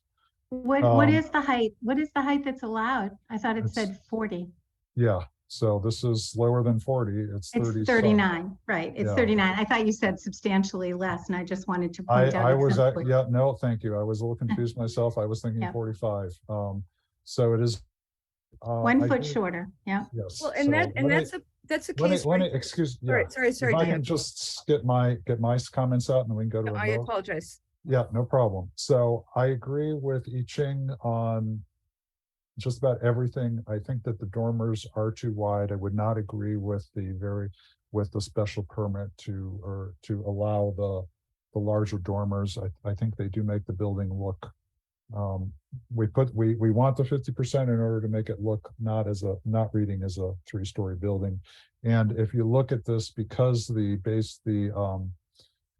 it actually looks fairly tall because you'll see the doors to the garage. So it actually reads like a very tall building. So having the dormers on top, I think over 50%, I'm not in favor of that. I am in favor of the use. I think it is an addition. I think there is, I'm concerned about, pedestrian, but I don't think it's within what the town requires. It's a minimum. It's they're using the maximum, I'm sorry. It's 20 feet. Okay. So to get us back on schedule, is there a motion from the board on this project? So I think we're looking at 3 motions. Is that right? There are, yeah, let me get to There's a actual, special permit on this for sections 352, 353, and 357. There's a special permit for section 425. And then there's a site plan review recommendation with regards to the size of the building and the change of grade. Is that right? That sounds right to me. Yeah. yeah, okay, should be right on the screen. Okay, so why don't we deal with this? Let's look at the first, which is a special permit. It's to demolish. I can't actually draw on this, so the special permit under section 352 to be permitted to demolish the pre-existing non-conforming buildings and construct a three-family dwelling that will meet all setback requirements. So is there a motion on that special permit? This is for demolition? Well, it's for demolition, but also Building. to construct. Yes, it's And- demolition and reconstruction. So Right. I move to recommend favorable action for that particular special permit. Is there a second? Motion. Oh, I'm sorry. That wasn't supposed to happen. I second it. Okay. Wow. What happened to your screen, Dia? Yeah, I know. I moved the wrong one. What is Sorry. that? There we go. I was trying to get to the participant screen, which seems to have moved to a totally different workspace. Do you want Okay. me to help? No, why don't we just take, here, I'll do this. Always on visible workspace. There we go. Now we'll just move to this one. You see, Okay. Roy, lots of people have, Mr. Roy, lots of people have problems with Zoom. Okay, so we had a motion, we had a second, roll call vote, please. Carrie, Aye. Nick, Aye. Sally, Aye. I Ching, Aye. and Diab says aye as well. Okay, the next one is a special permit to be permitted under section 425, the Winchester zoning bylaw, to be permitted to construct dormers that will be greater than 50% of the width of the roof plane. I recommend unfavorable action for that special permit. Is there a second? I second that. Okay, roll call vote, please. Carrie, Aye. Nick, Nay. Sally, I'm sorry, I got confused. If you're recommending unfavorable Unfavorable action and Nick votes nay, does that mean that Nick would in another? I like the full gable. I think that would be the appropriate treatment here. Yeah, no, it wasn't challenging. I just wanted clarification. Yeah. okay, so we have Sally, So I agree that the dormers should be revised. So that would be an aye. that's correct. Okay. And now, did I ask you, I Ching? I can't remember. No, I Ching? I vote aye. Okay, and I vote aye as well. So I believe, I'm very. I don't think confused about Carrie this. voted. I Carrie, did. did you- I voted did you- aye. Oh, Okay, so I think we're at 4-1 on that one, 5-0 on the first one. Nancy, I sure hope you're keeping track. And then the last one is site plan review to be permitted to construct a new family dwelling where the total square footage is greater than 3,600 square feet, and to be permitted to change the grade of more than 500 square feet by more than 6%. Is there a motion on that? Can I make a motion, but say that I want to make sure the garages don't flood? Well, that's- Concom that's- has to weigh in on this. That's part of stormwater. Okay, and So that's that- engineering and ComCon. That's correct. So from our purview, we're just saying, is it okay if they put a building of this size on this land? And is it okay if they dig down and change the grade? That's correct. So I would recommend favorable motion on those two things. Okay, is there a second? I'll second that. Okay, so roll call vote. Carrie, Aye. I wish we had that information ahead of time, but I'll say aye as it stands. Which information? I just like when they're close to the river, I think it would be nice if Concom weighed in first, but that's so time consuming. So aye for now. Well, can we make it dependent? No, we can't, can we? But it has to be dependent on them, right? Like it's a whole separate thing. it's It's- it's orthogonal to our decision. Yes. So, so Carrie's an aye. Sally, Aye. Nick, Aye. I Ching, Aye. and I say aye as well. Thank you very much. Good luck with your project. Thanks for your input, Matt. And we are moving on. I just want to thank the board for their time and for all of the wonderful service that they give to the town. And thank you for your attention tonight. Appreciate it. Thank you. Thank you, Larry. Okay. Yes, thank you very much. Let us move on to our next thing. We're half an hour, so why don't we talk very quickly? So I think I mentioned most of it on the Holton Street lip. So the proponents for the cross street, as you may recall, they're doing this in conjunction with the town as a local initiative, a friendly 40B as it's called. Construction costs have risen to the point where they believe that a purely rental project is no longer feasible. And so they are going to, the concept is to change it to all condos, and the 2 units would be, rather than being at 50% area median income, would be at the nominal 80. I believe, I do not recall if they met with the select board already, since this is a combined project. They do have to work it out with the select board, and I believe that there was already some discussion at DHCD about whether or not this project is so different from the original that they have to go through the to get a letter of A letter of starting over from scratch. Yeah, no, they get there's a letter you get from the state saying, yeah, you can go, that this program can go ahead. You get that prior to actually doing all the design and stuff, and I forgot what that's called. Yeah, So, John's hand is up if you care. John Serbier. John is here? John is Okay. here, and he might know the answer to the question. Yeah, sorry, I did not realize you were here, John.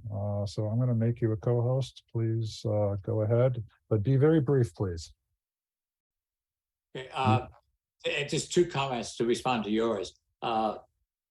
As of today, the developer team is planning on meeting with the select board next Monday on the 17th to review the changes. They have DHCD, now Housing and Livable Communities, has requested that an updated LIP application be submitted because they consider the change sufficiently large. So the hearings with the Zoning Board of Appeals are on hold until that updated application is submitted and it's reviewed and either approved or not approved. Great. Okay. Thank you. So that's it for that. So if we have a little bit more time before, no, we don't have more time. We don't have any time. We're zooming through these things. Good, good. So we got a draft final report from Josh Fiala from MAPC, which I don't think, so he's asking for a quick look over before he finalizes it, just to make sure that there are no editing issues. And so that would normally be what the town planner does. So that's what Sally and I will do. And then when that's done and he pushes the final button, it will be circulated. There is no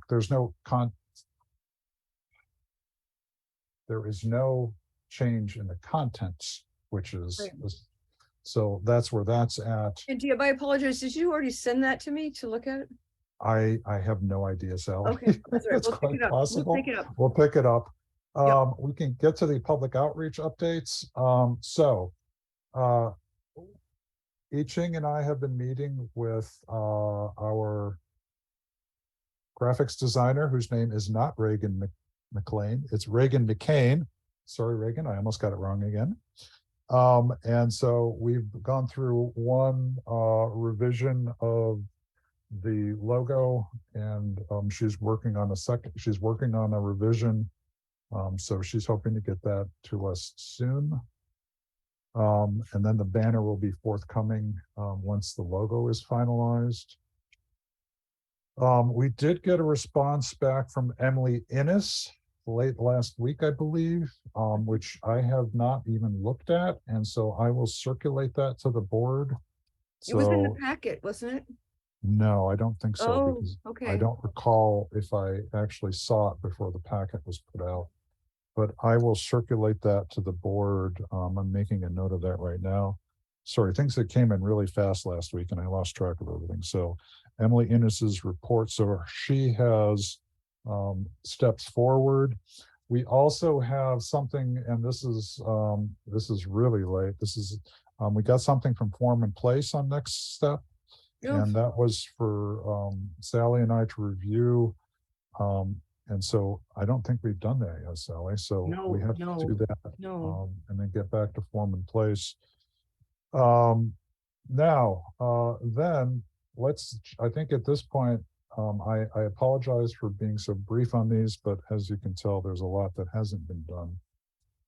But we can jump into the MBTA 3, unless there's any questions. I'm sorry. If there are any questions, please ask.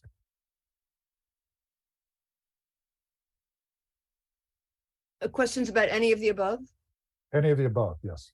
So the only thing I had about the LIP, and I guess this is in the hands of the select board, but a local initiative project is also called a friendly 40B.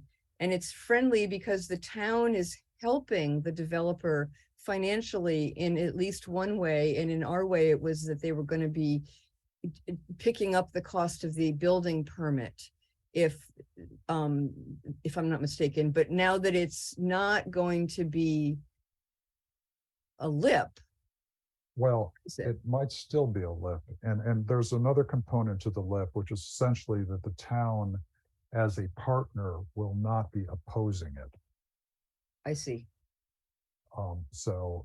All right. Well, it's out of our purview right now, but it's important for us to know as it comes before us as to recommend favorable or unfavorable action, that we understand that whole aspect of this.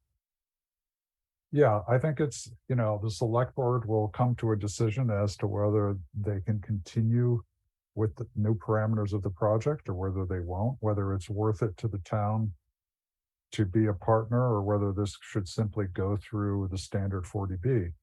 If that's, you know, the question is the town getting anything special? With the town was getting something really special with the all rental units and 2 units under 50%. Or right. at 50% AMI, with what's coming before it to the, and all of those units would have been counted towards the town's subsidized housing inventory. With the, if they're all condos, only the 2 affordable units would be counted. So there's a real change in terms of the benefits to the town, other than getting more housing. So I think that's a tough. I'm glad we don't have to make that decision. Right. That's And I wanted to make sure that we understood that and it was on the table. Yeah. That's all. So we should all be paying attention to what happens at the select board meeting.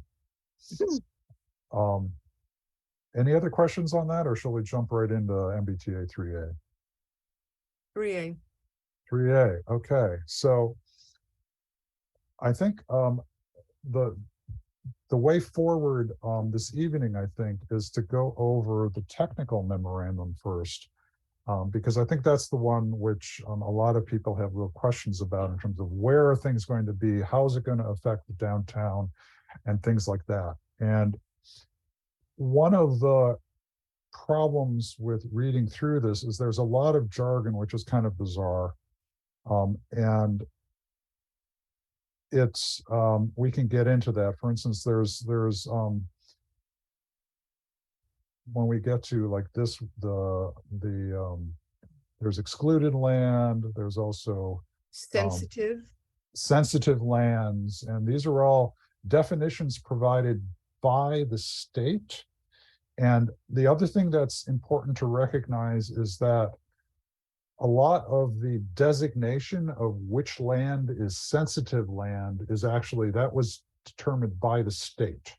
So the technical team were required to use those definitions in those areas. So, but why don't we just kind of dive into this?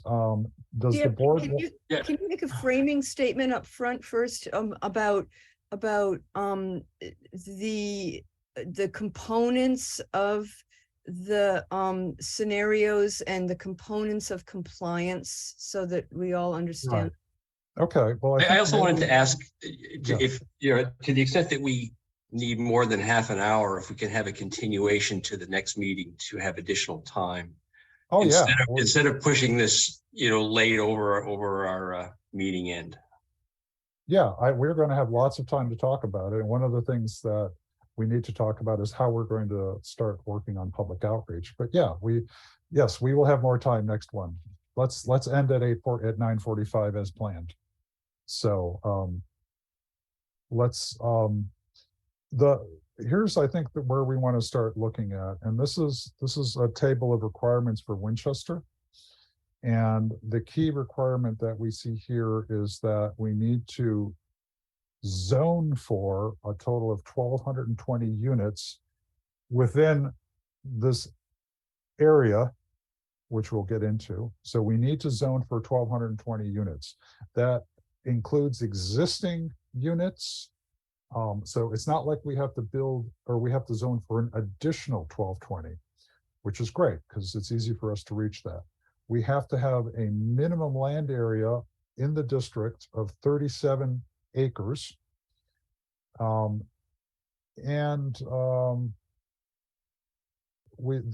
numbers are weird.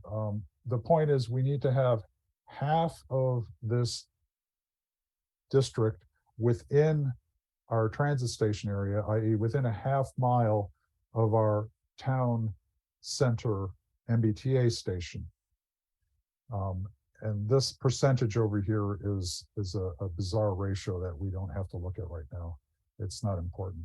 So what the consultant did is they looked at 3 scenarios. One of the scenarios was essentially taking all of the area within the CBD and saying, and again, the requirements from 3A are that there is a by right zoning for multifamily residential, which means that you can go to the building department and apply for a building permit for a multi-unit residential project without having to go through a special permit. You still have to go through some sort of design review if the town wants it.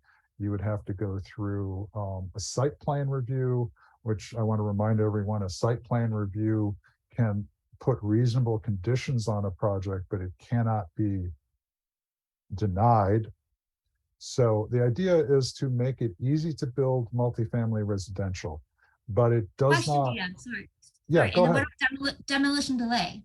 Would it have to go through that? If it is that's a really good question. If it is a historical structure, you would probably still have to go through demolition delay because the only thing that the zoning says is that you have a by right residential use. So yeah, you would still have to go through a demo delay if you decided to tear down an existing historical structure. So that doesn't change that. It's only that changing of use. So what the consultants did is they went through 3 scenarios, one of which was to say, we're going to take all of the center business district, and which essentially is the easiest way to achieve our compliance. We then requested them to, and they actually list through the different scenarios here. Is that District 1? It's scenario 1. So scenario 1 has it splits it up into 3 separate districts, but let's think about 3A as one big district, which could have sub-districts. I think it's easier to think about it that way because we're talking about the whole, 3A is about the whole thing. Mm-hmm. So in the first one, they took all of the CBD, all of GBD2 and GBD3. So this is essentially using all of the land that's available. So this is, we easily met compliance with this. The second scenario was that we excluded parcels from the CBD. We excluded certain parcels from GBD2 and added a couple of extra off-site units. So for instance, we added Parkview condos. Because of the rules allow you to add a district, or I should say a parcel, if it is greater than 5 acre or a contiguous set of parcels if the contiguous set is greater than 5 acres. And so we were able for scenario 2 to add in the Parkview condos and a couple of this one was right up against Wedge Pond and a couple of other ones. So what it did is it reduced the amount of area within the CBD, which would be subject to this. And then the third analysis is the most restrictive in the sense that we've removed just about everything we could think of from this district and are still compliant. So for instance, and that's what we're going to go down to. So what this is saying is that we've achieved compliance with and excluding an awful lot of areas. So if we wanted to actually create more units, we have the ability to do so. Or if we want to rearrange some of the parcels because we've identified things that we would like to switch, we have enough buffer so that we can do that. So so the end result is that we have, with the most restrictive, meaning we've excluded the most, we are able to achieve 1,500 units, which is what is greater than required. And we've achieved 47 acres. Now, one of the questions that's asked often is, why is it so much larger than the minimum? Can we shrink this? And the answer is that you're dealing with finite sized chunks of land. And so you have to, you put it in and it may be larger than is required, but you can't chop it up, so we're dealing with actual parcels of land here. So if you take a big chunk out, then it's going to drop out too much. So it's a quantized unit of stuff. So you have to, that's why we have. So if you were to reduce it, say you wanted to save some of the historic houses on Church Street, you would have to reduce it from the edge, because otherwise you'd have a checkerboard, which you can't have. You can't have, you can't, what is the word? You can't. Non-contiguous. Yeah. It's the political boundaries. It's from Massachusetts. It's the. Gerrymander?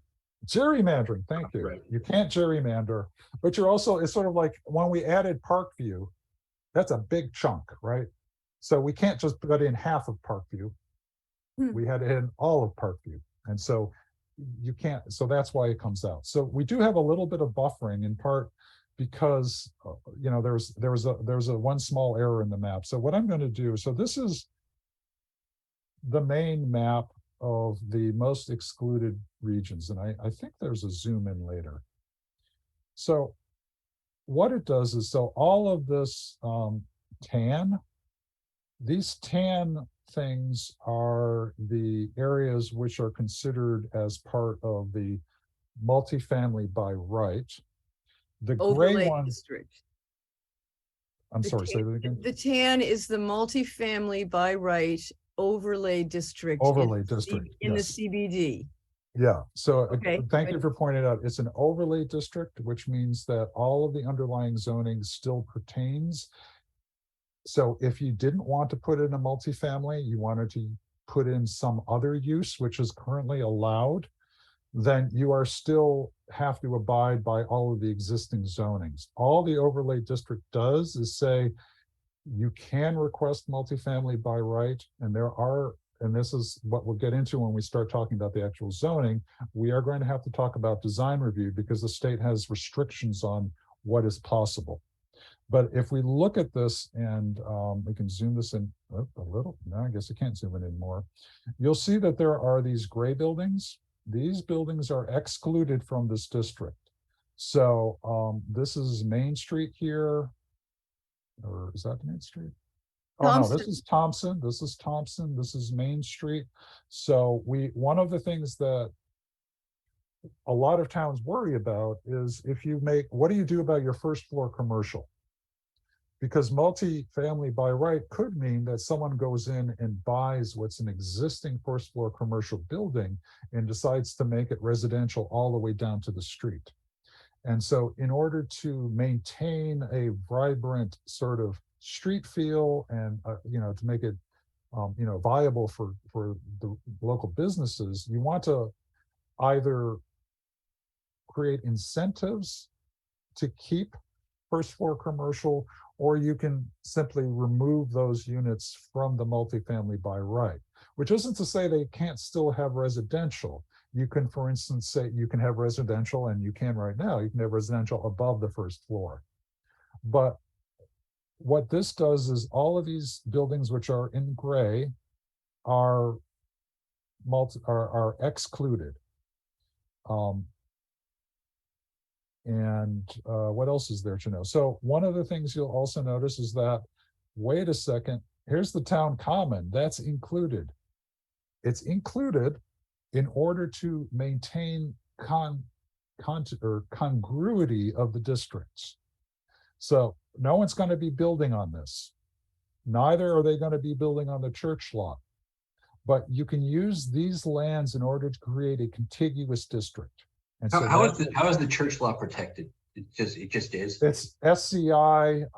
This is one of the arcane rules of that you can exclude land in order to. It's an excluded land, but it's okay for contiguity. Mm-hmm. But on the other hand, if someone were to buy this church and wish to turn it into multifamily, they could request the town rezone it, which has been done elsewhere in town. So there is certainly the possibility in the future, if the congregation decides to sell the church, that the next owner, it's SCI land, and we have a previous example where the child care facility is up on North Main Street, where it used to be a Catholic church and parish, and they went to town meeting and they got it rezoned so that they could take the rectory and turn that into residential, and the church buildings were turned into educational. Does the 3A change that? Nope, it doesn't do anything to that. So prior to any 3A considerations, they could still have to have it rezoned.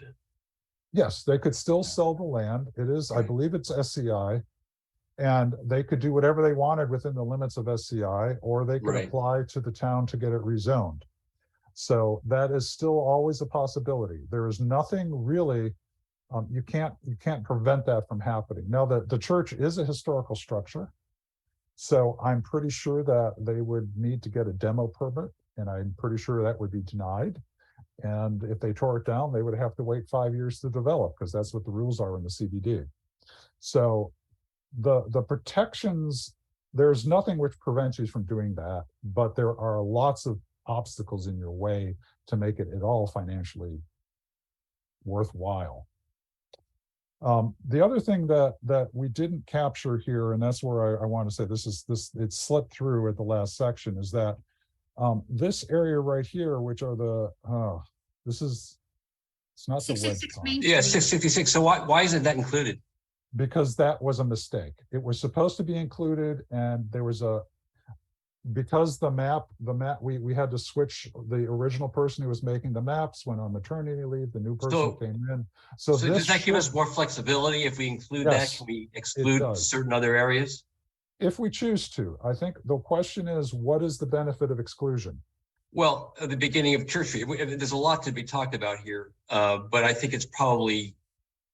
Well, I think that the thing you need to focus on, Nick, is what is it that is beneficial to maintaining a non-by right residential use. So you can take any existing. Well, I think there's a lot of reason. I mean, I don't know that now's the time to have this conversation. No, I think that, but that's the question. I think we need to. I'm just focusing. The questions are when you ask why shouldn't we make this multi-use, multi-family by right, then we should. That's the big question: is what are the values that we see in the existing property, which isn't all. I mean, one of the key things. I mean, by right by itself, I think is a threat to the center, but I think that's another conversation.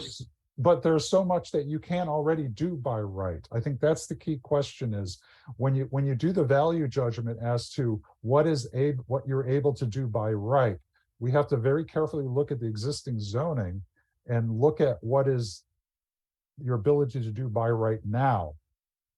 But And there's then- a difference between a property that's able to become residential through the town process and a property that has a hook to a state requirement for multifamily. And I don't know if we can guarantee that the town and the state are going to move in lockstep. So I think the notion to be conservative about what amount of land we put under this particular set of criteria is, you know, if we don't sort of evolve at the same rate or in the same direction, what could happen later with these designated spaces? Right. I mean, this scenario for me is way too heavily focused on the center business district by right for me to support it. And I think that we have a lot of work to do. So we have a problem with that, Nick, and that's because we need to have a certain number within the CBD. So we have to have a certain number within 50%, at least 50% have to be within a half mile of the town center. But that's all the so- way up to which street? Right. But listen, that's up to- I think that we can put our thinking caps on and come up with some refinements that I think will. But I think it's very important though to realize the constraints within which we work. Okay. I understand there are constraints, but I don't want to throw the towel in at this early stage. I don't either, but I want everyone to be very realistic about what's possible. And to say this is way out of line, I think is being unrealistic. We can do 50% up to Clark Street. Okay. This is Clark Street. That's 50%. We're already getting, but if you need to but there's a hard requirement for the certain number of units within this Clark Street. Okay. But don't forget, we're achieving this with the existing zoning, Nick. No, we're not. The zoning that's existing is not by right. And I think that's a huge distinction. The fact that this was kind of put forth that it was going to be easy to achieve, I feel very misled by that because it's not easy at all. I mean, from what I see, it couldn't be worse for Winchester. And I think that we have a lot of work to do to make this palatable. You can't, we have 3 zones in which to do this. Look, this is the first meeting. This is meeting number 1. And I know that a lot of work has gone into it, but this is the first time we've seen it. So I think that we're at the beginning of our thought process.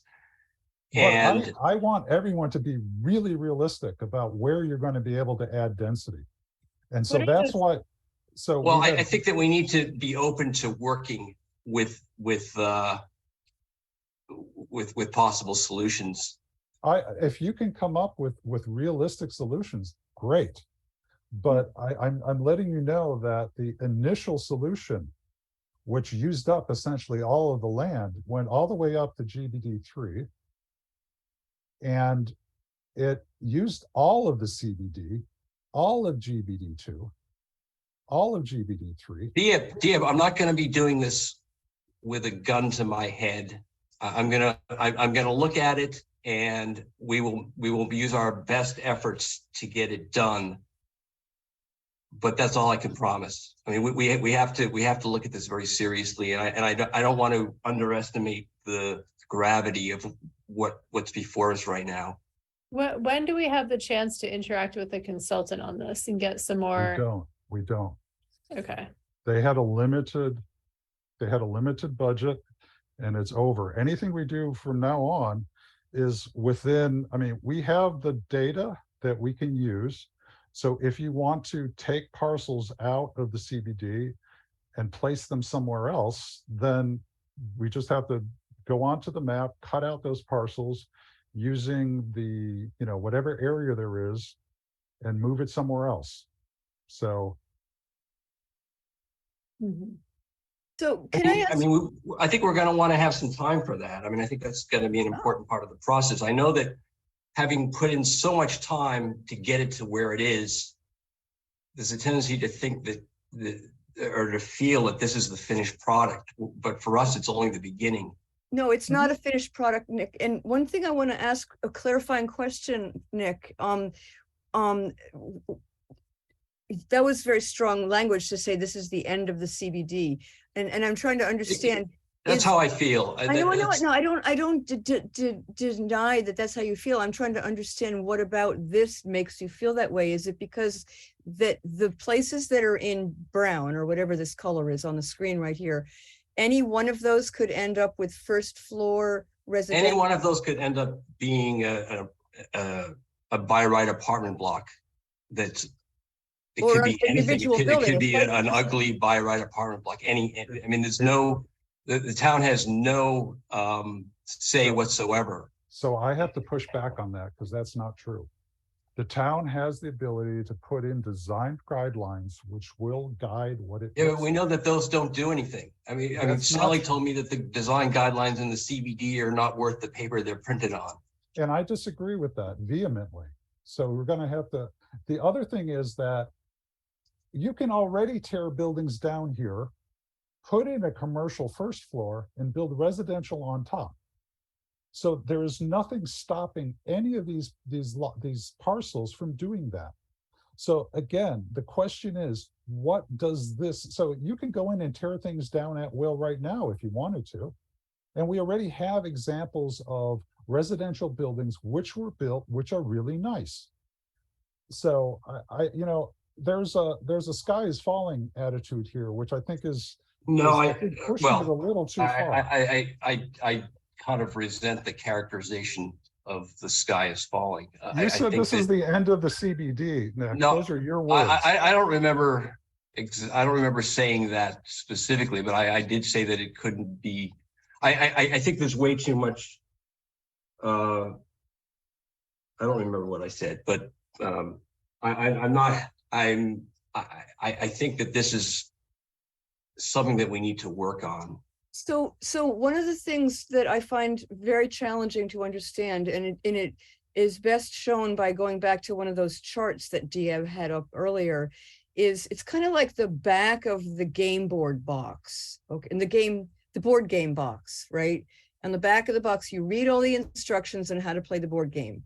And this town, going through the compliance model as it applied to this town based on specific inputs, and I forget if there's 95 or 127 of these towns that are subjected to this law. I forget the number, I'm sorry, but Winchester is one of them. And they said they took our 2020 census and they took our existing zoning, and they came up with a statement of requirements, or not our existing zoning, just the land areas. And this is where the GIS work that Brian Manter and Brian Zakeli did last fall. Every single boundary of every single lot had to be plotted to get up to the acreage. So they told us, Winchester, you're a commuter rail town. And in 2020, you had 8,135 housing units in town of all kinds.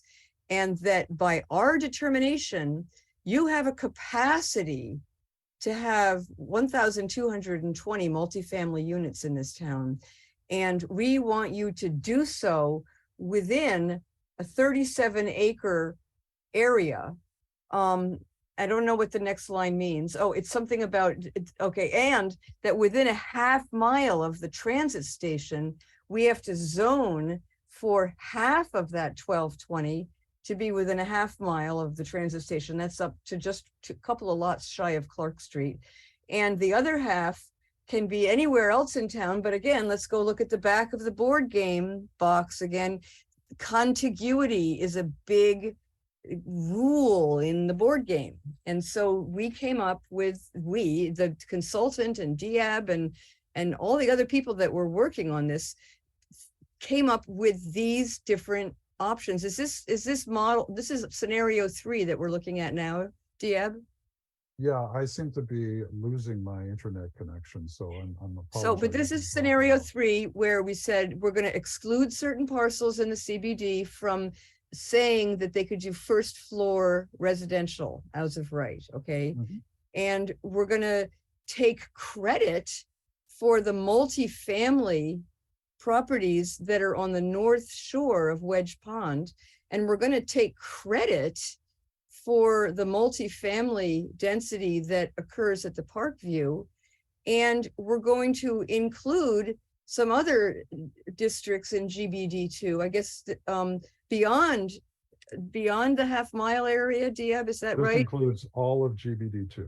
Oh, all of I GBD. mean, one possible approach is that we could, in tandem with getting this passed, now Lexington has a local historic district, and that provides them with a lot of protection that we don't have. But what we could do is bring the local historic district to the town meeting in tandem with this, and that might be one avenue to do this. But I guess at this point, I just want to de-escalate because we don't have that much more time tonight. And I just wanted to express that I felt that there'd be some more work to be done. There is a ton of And work. I didn't wish to have a full-on debate, I guess, with the time we have left. I agree, and I apologize if I came out strongly. One of the things having to look at this for the last several months is that while Winchester is actually quite lucky compared to other areas. I know that it doesn't seem so looking at this map to you, Nick, but the fact is that these numbers come about without changing any of the underlying zoning density. So we don't have to build taller buildings, which other places have to.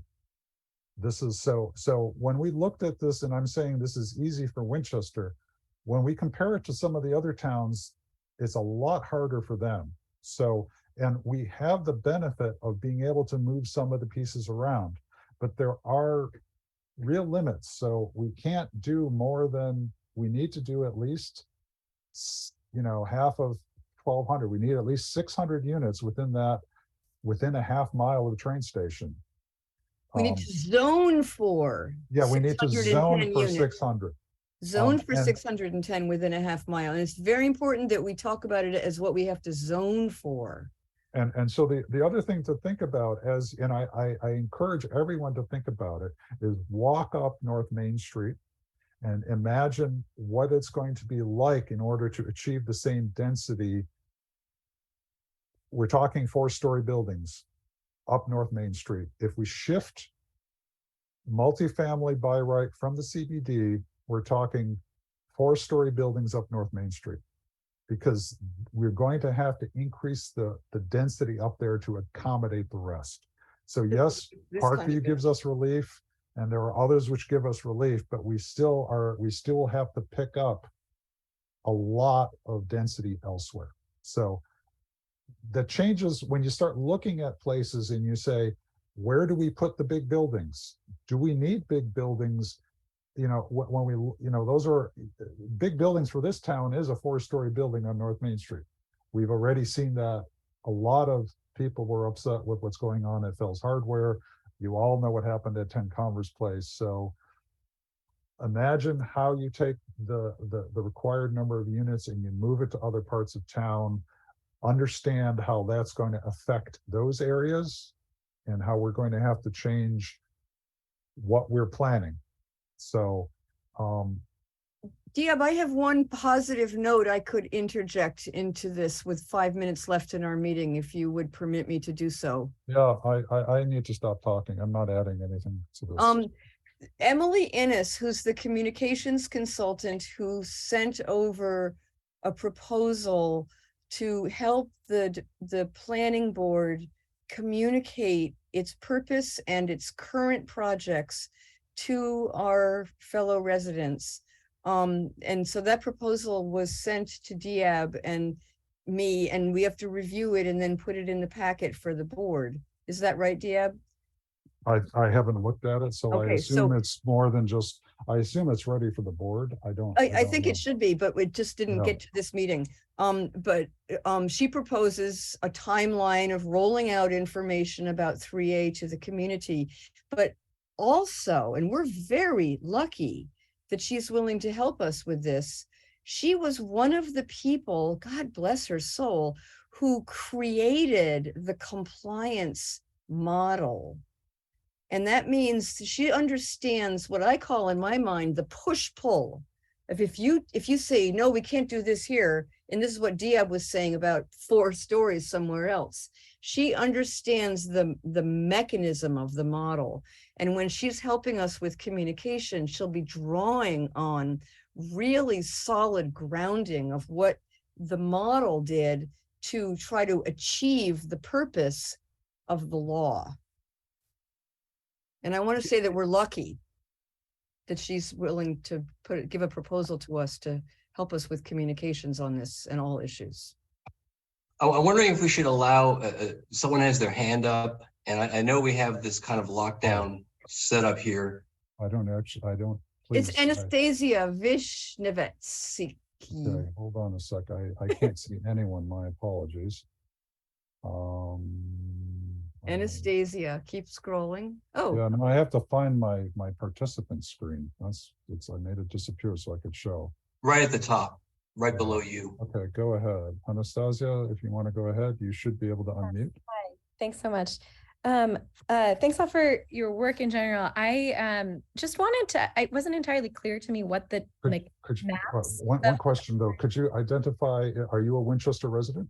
Yes, I'm a Winchester resident on Vine Street. So right next to the big church. So in the CBD district, our house is just missed, but I think in some of the other scenarios would be in it. And we're in a multifamily anyway. But was just wondering if you could go over the 3 different options that were modeled by the consulting firm fully, because I think I only saw the CBD district one, but not what the other scenarios fully looked like. The other scenarios, so scenario 1 was essentially all of the CBD, all of GBD2 and all of GBD3, and I don't believe we have a map for that. The second one, nope, that's not it. The second one actually did include your area. And we asked them to remove that. So we asked them to remove it post haste the minute we saw it because we knew that it was a so yes, so the second one, where's my mouse? Here it is. The second one actually you probably can't see my cursor, I'm sorry. No, we see it. The second one did include this because it was RG 6.5, and they were looking, what they were doing is they were looking at density on the ground. And so RG 6.5 is the densest you can get as in a single family. But this is no longer part of the final, what I would call the most restrictive one. The most excluded doesn't include any of these, but it should include the Wedge Pond, this L-shaped building here, because that's that already has the density. Did that answer your question? Yeah, partially. I think I was just kind of trying to see a sense of like what the different scenarios were. Yeah, I thought, yeah, and and also thinking about which ones actually kind of help further the goal of increasing affordable housing too, while not while not kind of taking away any aspects of the central business district, which is really nice. So I think I think this is a discussion that people will have to have, is to understand what's currently allowable and what a multifamily by right does. I think people, so these are the, right here in terms of scenario 2, which included that area where you reside. This is, it doesn't have a map for that, but these are the, the problem was that we immediately said that this would not be a good thing to have because it really did interfere with an existing contiguous community. So this is the section which discusses that scenario. Got it. Okay. The other thing I wanted to add about the back of the board game box is that anything that's not contiguous can be counted as long as it's 5 acres or more. So it's pretty hard to find a contiguous 5 acres. That was why Parkview was such a important one for us to include, because Parkview is like 7.9 acres or something. It is. And the other thing we were able to do, and this is again because of these odd rules, I'm trying to get to that first map and I apologize for scrolling like mad. But we were able, part of the ability, so these two areas here, which are actually on Lake and Palmer Street, are able to be part of a contiguous district because of the use of Ellis Park as a bridge to Main Street.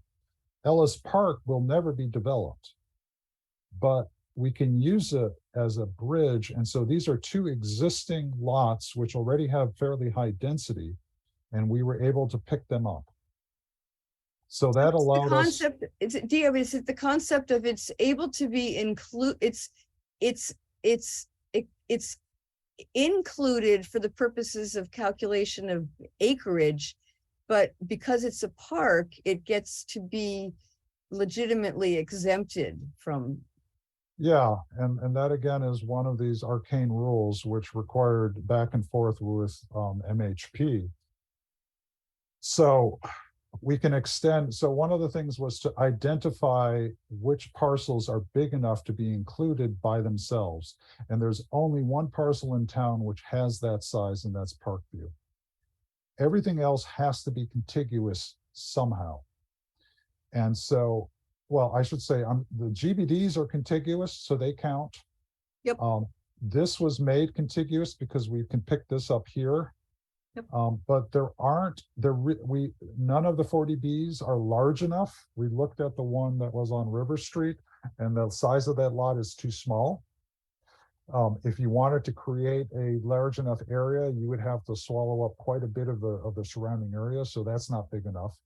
So we've used up, we suggested a number of different places in town. We've used up all of the large chunks of land which are non-contiguous, i.e. Parkview. It's the only one we've got.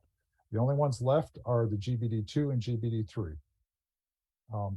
So those are the pieces that we can play with, where there's a limited way to reconfigure these. So there are other, I know that Concom is very interested in understanding how much of these lands are actually going to be buildable. So for instance, if you look at this area here, this is the public safety building. And there's some town-owned land over here, which is adjacent to the water.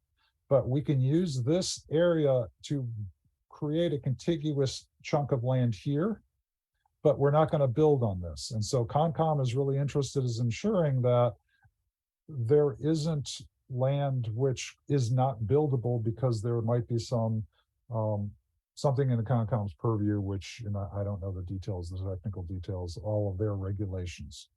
So Concom has to look at this as well and to say, yeah, we understand why you're using this. We're certainly never planning on these areas, which are next to the river, to be used, but they do provide building. And so, for instance, you'll notice that the public safety complex is part of this, but it's not because we're going to build on it. It's because it turns out you can use that land as a bridge. So we include the parking lot for the public safety building, which is in the back here. I didn't realize the public safety thing went all the way back, but it does. And that public safety Concom's a great example, because if you think about the 10 Converse space, you know, if there were, you know, ultimately it's violating a number of Waterfront Protection Act, you know, bylaws to try and build what was planned on that spot. And the backup for that ended up being DEP, and they're now working with DEP to sort of, you know, revise the plan or sort of work their way through that sort of decision-making process. But if there'd been this overlaid, oh, but this is a, you know, multifamily by right, like who, you know, if it hadn't been right on a wetland, you know, I just don't know if we're looking at, I think, you know, I'm fully compassionate to Dieb's burnout on this. Like, there's a lot of hours working on this. And I know sort of you finally bring the presentation to us and we're like, oh, but the idea that, a church could be sold and all of a sudden there's a by right multifamily, and there's no, if the state level isn't sort of pushing it back to the town to decide if it's sort of saying more housing, looking at this map and seeing that much space, we really have to go almost parcel by parcel.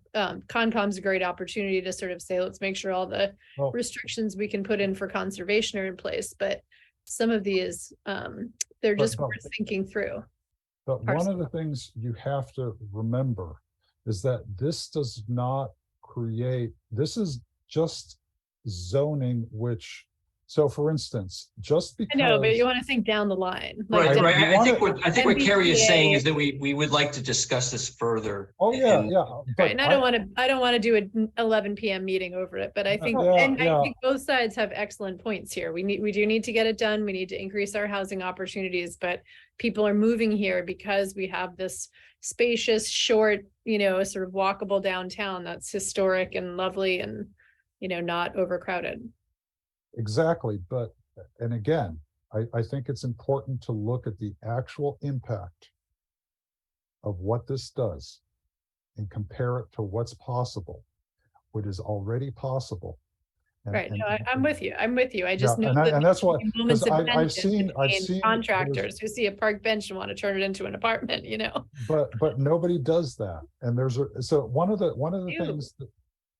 one of the things that is, okay, I'm going to shut up. I'm not helping anything. Everyone wants to go. So let me just go back to the fact that, first of all, this had to be published to the state by a deadline, and the state paid for the consultant to come up with this document by the deadline. She submitted it to Beth Rudolph. It's dated, whatever it's dated, and we made it. So we're still in compliance, and we're working towards compliance with this big new state law, number one. Number two is we're just at the very beginning of this public process, and it's a very complex topic, and other towns have managed their way through this public process by having a robustly engaged communications team helping them schedule meetings, put out materials, produce, PowerPoints, whatever it is, all the back and forth that goes with anything that you bring before the town. And we're just at the very, very beginning of that. And this comes out now because it had to get to the state by now. I know. Well, I mean, it's the thing that I'm really worried about is that there are expectations on all sides which are not actually what we've heard from a lot of towns who have been going through this process before we are with a much larger budget, is that there's a lot of misinformation on all sides about what's possible, what's not possible. And all I want, and the reason I think I'm pushing back so hard tonight is because one of the things that, I go to every month is listening to how the other towns are dealing with this, is it's really easy for misinformation from either direction to get out there and to bias people's opinions. And so I really want this board to be very focused on the actual possibilities, the realistic possibilities in either directions, and to be very clear about what the impacts are. Because the thing that will prevent us from moving forward, I think, on this, regardless of which side you're on this, and I don't know that there is a side, I don't know that I think that will prevent us from moving forward is if our community gets misinformation which skews their ability to look at this stuff judiciously.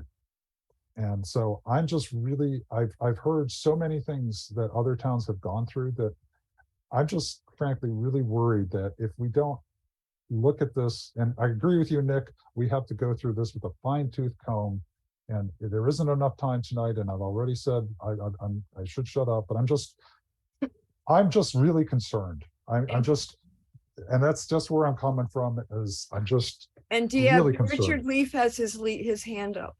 Richard, can you make it really quick? because I think everyone wants to go to bed. I can do it in 20 seconds. I think this is a dumb idea or a bad idea, but I just wanted to ask, does the other train station in any way help? No. Okay. Yes. It Well- helps. It helps in the sense that if you want to start putting multifamily by right with the 15 units per acre density near Wedgemere, and you think you can get the people there to accept that. Well, You do have- how about the Guinness Estate? That's 5 acres and it's got no historic properties on it. That would be a perfect. Well, What's, and that's sort of the point, is like you're saying, oh, people would never go for that, but you're also suggesting, well, it doesn't matter what we designate. I mean, we've been trying to get multifamily zoning in Winchester in different places, so this might be the opportunity. If this board wants to move in that direction, don't forget, it has to be, in order to do it from there, we would have to somehow make it. I don't believe that any town which has multiple train stations has chosen to use both of them. I could be wrong on that. There are We're the only town that has. But yeah, and I there are don't a couple want of others which have two, but Right. So if you were to split it up, you'd also have to think about contiguity, because you need to have a minimum amount of land which is contiguous. So you'd have 5 to find acres. a 5-acre spot around Wedgemere. Right. And it can't, and so otherwise you're gerrymandering. So you don't want to, you could connect it. I mean, so I just imagine taking a 5-acre lot and dropping it down somewhere, and that's your minimum area. and this is why the boundaries, the GIS data for every boundary of every parcel is so important. It's an incredibly detailed analysis. So if you wanted, it's the idea of putting it at Wedgemere came up, but it's where is Wedgemere on this map? I don't even see it. I don't think it's on here.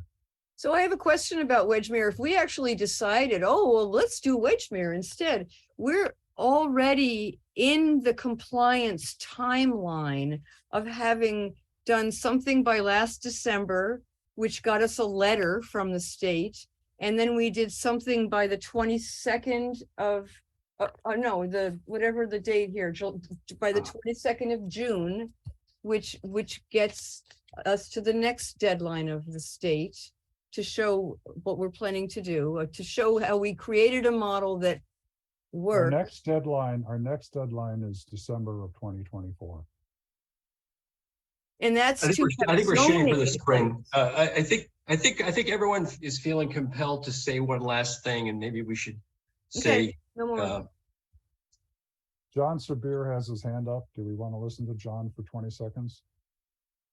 I just want to say the idea of using Wedgemere was very carefully considered and thought out and very systematically considered roughly 9 to 10 months ago, and it was rejected.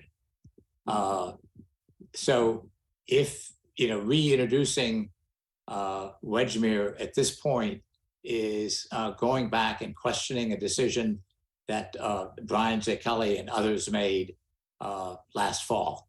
So that's all I want to say. Great, thanks, John. Okay, I think that we should head off any further discussion by having me call for a motion to adjourn. So moved. And is there a second, please?